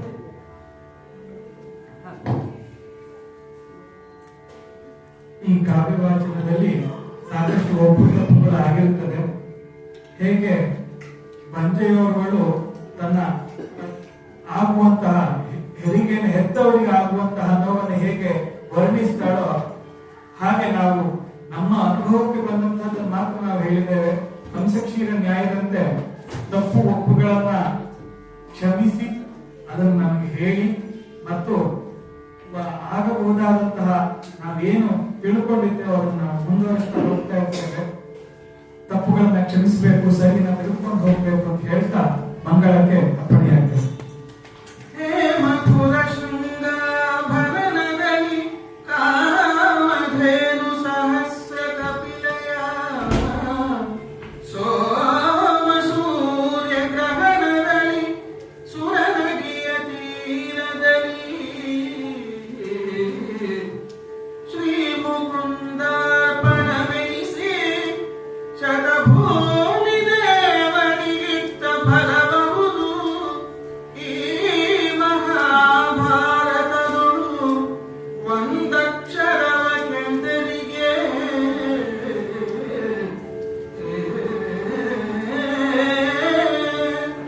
ಸ್ವಸ್ತಿ ಪ್ರಜಾಭ್ಯಾಂ ಪರಿಪಾಲಯಂತಾಂ ನ್ಯಾಯೇನ ಮಾರ್ಗೇಣ ಮಹೀಷಾಃ ಬ್ರಾಹ್ಮಣೇಭ್ಯಃ ಶುಭಮಸ್ತು ನಿತ್ಯಂ ಲೋಕಾಃ ಸಮಸ್ತಾಃ ಸುಖಿನೋ ಭವಂತು.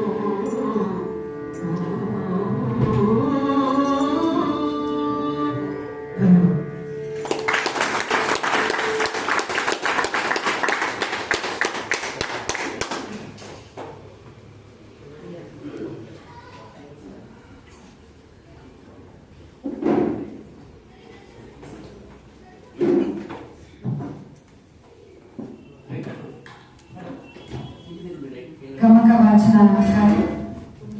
ಗಮಕ ವಾಚನ ಕಾರ್ಯಕ್ರಮವನ್ನು ನೆರವೇರಿಸಿಕೊಂಡಂತಹ ಶ್ರೀ ಅಜಿತ್ ಕಾರಂಟಿವಿ, ಶ್ರೀ ಆಕಾಶ್ ಸಿ ಮತ್ತು ಶ್ರೀ ಆದಿತ್ಯ ಸಿ ಇವರಿಗೆ ಸರ್ವರ ಪರವಾಗಿ ತುಂಬು ಹೃದಯದ ಧನ್ಯವಾದಗಳು. ನೀವೆಲ್ಲರೂ ನಿಮ್ಮ ಅಂತರಂಗದ ಕಿವಿಯನ್ನ ತೆರೆದು ಇಂದಿನ ಕಾರ್ಯಕ್ರಮವನ್ನ ಕೇಳಿದ್ದೀರಾ ಎನ್ನುವುದಕ್ಕೆ ನಿಮ್ಮ ಎಲ್ಲರ ತನ್ಮಯತೆಗಳಲ್ಲಿ ಅದು ಕಾಣಿಸ್ತಾ ಇತ್ತು. ನಿಮ್ಮೆಲ್ಲರಿಗೂ ಕೂಡ ಧನ್ಯವಾದಗಳನ್ನ ಸಲ್ಲಿಸ್ತಾ ಇದ್ದೀನಿ. ಇಂದಿನ ನಮ್ಮ ಕಾರ್ಯಕ್ರಮಕ್ಕೆ ಮುಖ್ಯ ಅತಿಥಿಗಳಾಗಿ ಆಗಮಿಸಿರುವಂತಹ ಶ್ರೀಮತಿ ಸಿ.ವಿ. ಶ್ರೀಮತಿ ಅವರು ಗಮಕ ಕಲಾವಿದರು. ಅವರು ನಮ್ಮೊಂದಿಗೆ ಈ ಕಾರ್ಯಕ್ರಮದಲ್ಲಿ ಈ ಗಮಕ ವಾಚನಕ್ಕೆ ಸಾಕ್ಷಿಯಾಗಿದ್ದಾರೆ. ಇಂದಿನ ಗಮಕ ಕ್ಷೇತ್ರದಲ್ಲಿ ಕೇಳಿಬರುವ ಅತ್ಯಂತ ಮೌಲ್ಯಯುತವಾದಂತಹ ಹೆಸರು ವಿದುಶ್ರೀ ಶ್ರೀಮತಿ ಅವರದ್ದು. ಇವರು ಈ ಕ್ಷೇತ್ರದಲ್ಲಿ 50 ವರ್ಷಗಳಿಂದ ಕೆಲಸ ನಿರ್ವಹಿಸ್ತಾ ಇದ್ದಾರೆ. ಹಾಗೆ ಅವರು ತಮ್ಮದೇ ಆದ ಕೊಡುಗೆಯನ್ನ ನೀಡಿದ್ದಾರೆ. ಗಮಕ ಶಿಕ್ಷಕಿಯಾಗಿ, ಸಂಪನ್ಮೂಲ ವ್ಯಕ್ತಿಯಾಗಿ, ಗಮಕ ಕಾರ್ಯಕ್ರಮಗಳ ಆಯೋಜಕರಾಗಿ, ಸಂಘಟಕರಾಗಿ ಗುರುತಿಸಿಕೊಂಡಿದ್ದಾರೆ. ಪ್ರಥಮ ಜಿಲ್ಲಾ ಗಮಕ ಸಮ್ಮೇಳನ, ಮೊಟ್ಟ ಮೊದಲ ಬಾರಿಗೆ ಮಕ್ಕಳ ಗಮಕ ಸಮ್ಮೇಳನವನ್ನು ಸಹ ಇವರು ಆಯೋಜಿಸಿದ್ದಾರೆ. ಸರ್ಕಾರದ ಸರ್ವ ಶಿಕ್ಷಣ ಅಭಿಯಾನದಡಿ ರಾಯಚೂರು, ಬಳ್ಳಾರಿ, ಚಾಮರಾಜಪೇಟೆ ನಗರಗಳಲ್ಲಿ ಪ್ರತಿ ತಾಲೂಕಿನ 50 ಮಾಧ್ಯಮಿಕ ಶಾಲಾ ಶಿಕ್ಷಕರಿಗೆ ಗಮಕ ತರಬೇತಿ ಶಿಬಿರವನ್ನ ಕೂಡ ಇವರು ನಡೆಸಿಕೊಟ್ಟಿದ್ದಾರೆ. ಇದು ಇವರ ಕಾರ್ಯಕ್ಷೇತ್ರದ ವಿಸ್ತಾರವನ್ನ ಸೂಚಿಸುತ್ತೆ. ಹಾಗೆಯೇ ಶೃಂಗೇರಿ, ಭದ್ರಾವತಿ, ಶಿವಮೊಗ್ಗ ಆ ಭಾಗದಿಂದ ಆರಂಭವಾದ ಇವರ ಗಮಕ ವಾಚನದ ಪ್ರಯಾಣ ಬೆಂಗಳೂರಿನಲ್ಲಿಯೂ ಸಹ ಅನೇಕ ಕಾರ್ಯಕ್ರಮಗಳನ್ನ ಆಯೋಜಿಸಿದ್ದಾರೆ. ಶ್ರೀ ವಾಗ್ದೇವಿ ಗಮಕ ಕಲಾ ಪ್ರತಿಷ್ಠಾನ ಸಂಸ್ಥೆಯನ್ನ ಸ್ಥಾಪಿಸಿ ಅದರ ಕಾರ್ಯದರ್ಶಿಯಾಗಿ ಅನೇಕ ಕಾರ್ಯಕ್ರಮಗಳನ್ನ ನೀಡಿರುವುದಲ್ಲದೆ ಗಮಕ ವಾಚನಕ್ಕೆ ಅವಶ್ಯವಾದಂತಹ ಪುಸ್ತಕಗಳ ಪ್ರಕಟಣಾ ಕಾರ್ಯ, ಕೌಶಿಕ ರಾಮಾಯಣ ಮೊದಲಾದ ಪುಸ್ತಕಗಳನ್ನ ಹೊರತಂದಿದ್ದಾರೆ. ಇಂದಿಗೆ ಗಮಕ ಕ್ಷೇತ್ರದಲ್ಲಿ ಮಹತ್ವದ ಕಾರ್ಯಚಟುವಟಿಕೆ ನೆರವೇರಿದ್ರೆ ಇವರ ಪಾತ್ರ ಅದರಲ್ಲಿ ಇದ್ದೇ ಇರುತ್ತದೆ ಎನ್ನುವಷ್ಟರ ಮಟ್ಟಿಗೆ ಕ್ರಿಯಾಶೀಲರಾಗಿರುವಂತಹ ಇವರಿಗೆ ಶಿವಮೊಗ್ಗ ಕೀರ್ತನಾ ಕಲಾ ಪರಿಷತ್ ಇವರಿಂದ ಗಮಕ ಕಲಾ ಭಾರತಿ ಪ್ರಶಸ್ತಿ, ಹಾಸನದ ಕಾರ್ಯಕ್ರಮದಲ್ಲಿ ಸಂಘಟನಾ ಚತುರ್ಯ ಪ್ರಶಸ್ತಿ, 2014ರ ಸಾಹಿತ್ಯ ನೃತ್ಯ ಅಕಾಡೆಮಿ ವತಿಯಿಂದ ಕರ್ನಾಟಕ ಕಲಾಶ್ರೀ ಪ್ರಶಸ್ತಿ, ಇನ್ನು ಅನೇಕ ಪ್ರಶಸ್ತಿ ಪುರಸ್ಕಾರ ಗೌರವಗಳು ಇವರಿಗೆ ಸಂದಿದೆ. ಇವರು ಈ ದಿನ ನಮ್ಮ ಕಾರ್ಯಕ್ರಮದಲ್ಲಿ ಸಾಕ್ಷಿಯಾಗಿದ್ದು ನಮ್ಮ ಭಾಗ್ಯ ಎಂದು ಭಾವಿಸುತ್ತೇನೆ. ಹಾಗೆ ಇವರ ಗಮಕದಿಂದ ಪ್ರೇರಿತರಾಗಿ ಇನ್ನೊಂದಷ್ಟು ಜನ ಗಮಕವನ್ನ ಅಭ್ಯಾಸವನ್ನ ಆರಂಭಿಸಿ ಗಮಕದಲ್ಲಿ ತಮ್ಮ ಕೊಡುಗೆಯನ್ನ ನೀಡೋದಕ್ಕೆ ಆರಂಭಿಸಿದ್ರು. ಈ ದಿನ ಇಲ್ಲಿ ಕಾರ್ಯಕ್ರಮವನ್ನ ನೆರವೇರಿಸಿಕೊಟ್ಟಂತಹ ಆದಿತ್ಯ ಮತ್ತು ಆಕಾಶ್ ಅವರಿಗೂ ಕೂಡ ಇವರ ಗಮಕವೇ ಪ್ರೇರಣೆ ಅಂತ ಹೇಳೋದಕ್ಕೆ ಇಷ್ಟಪಡ್ತಾ ಇದ್ದೀನಿ. ಹಾಗೆ ಅವರು ತಮ್ಮ ಮಾತುಗಳನ್ನ ನಮ್ಮೊಂದಿಗೆ ಹಂಚಿಕೊಳ್ಳಬೇಕಾಗಿ ವಿನಂತಿ.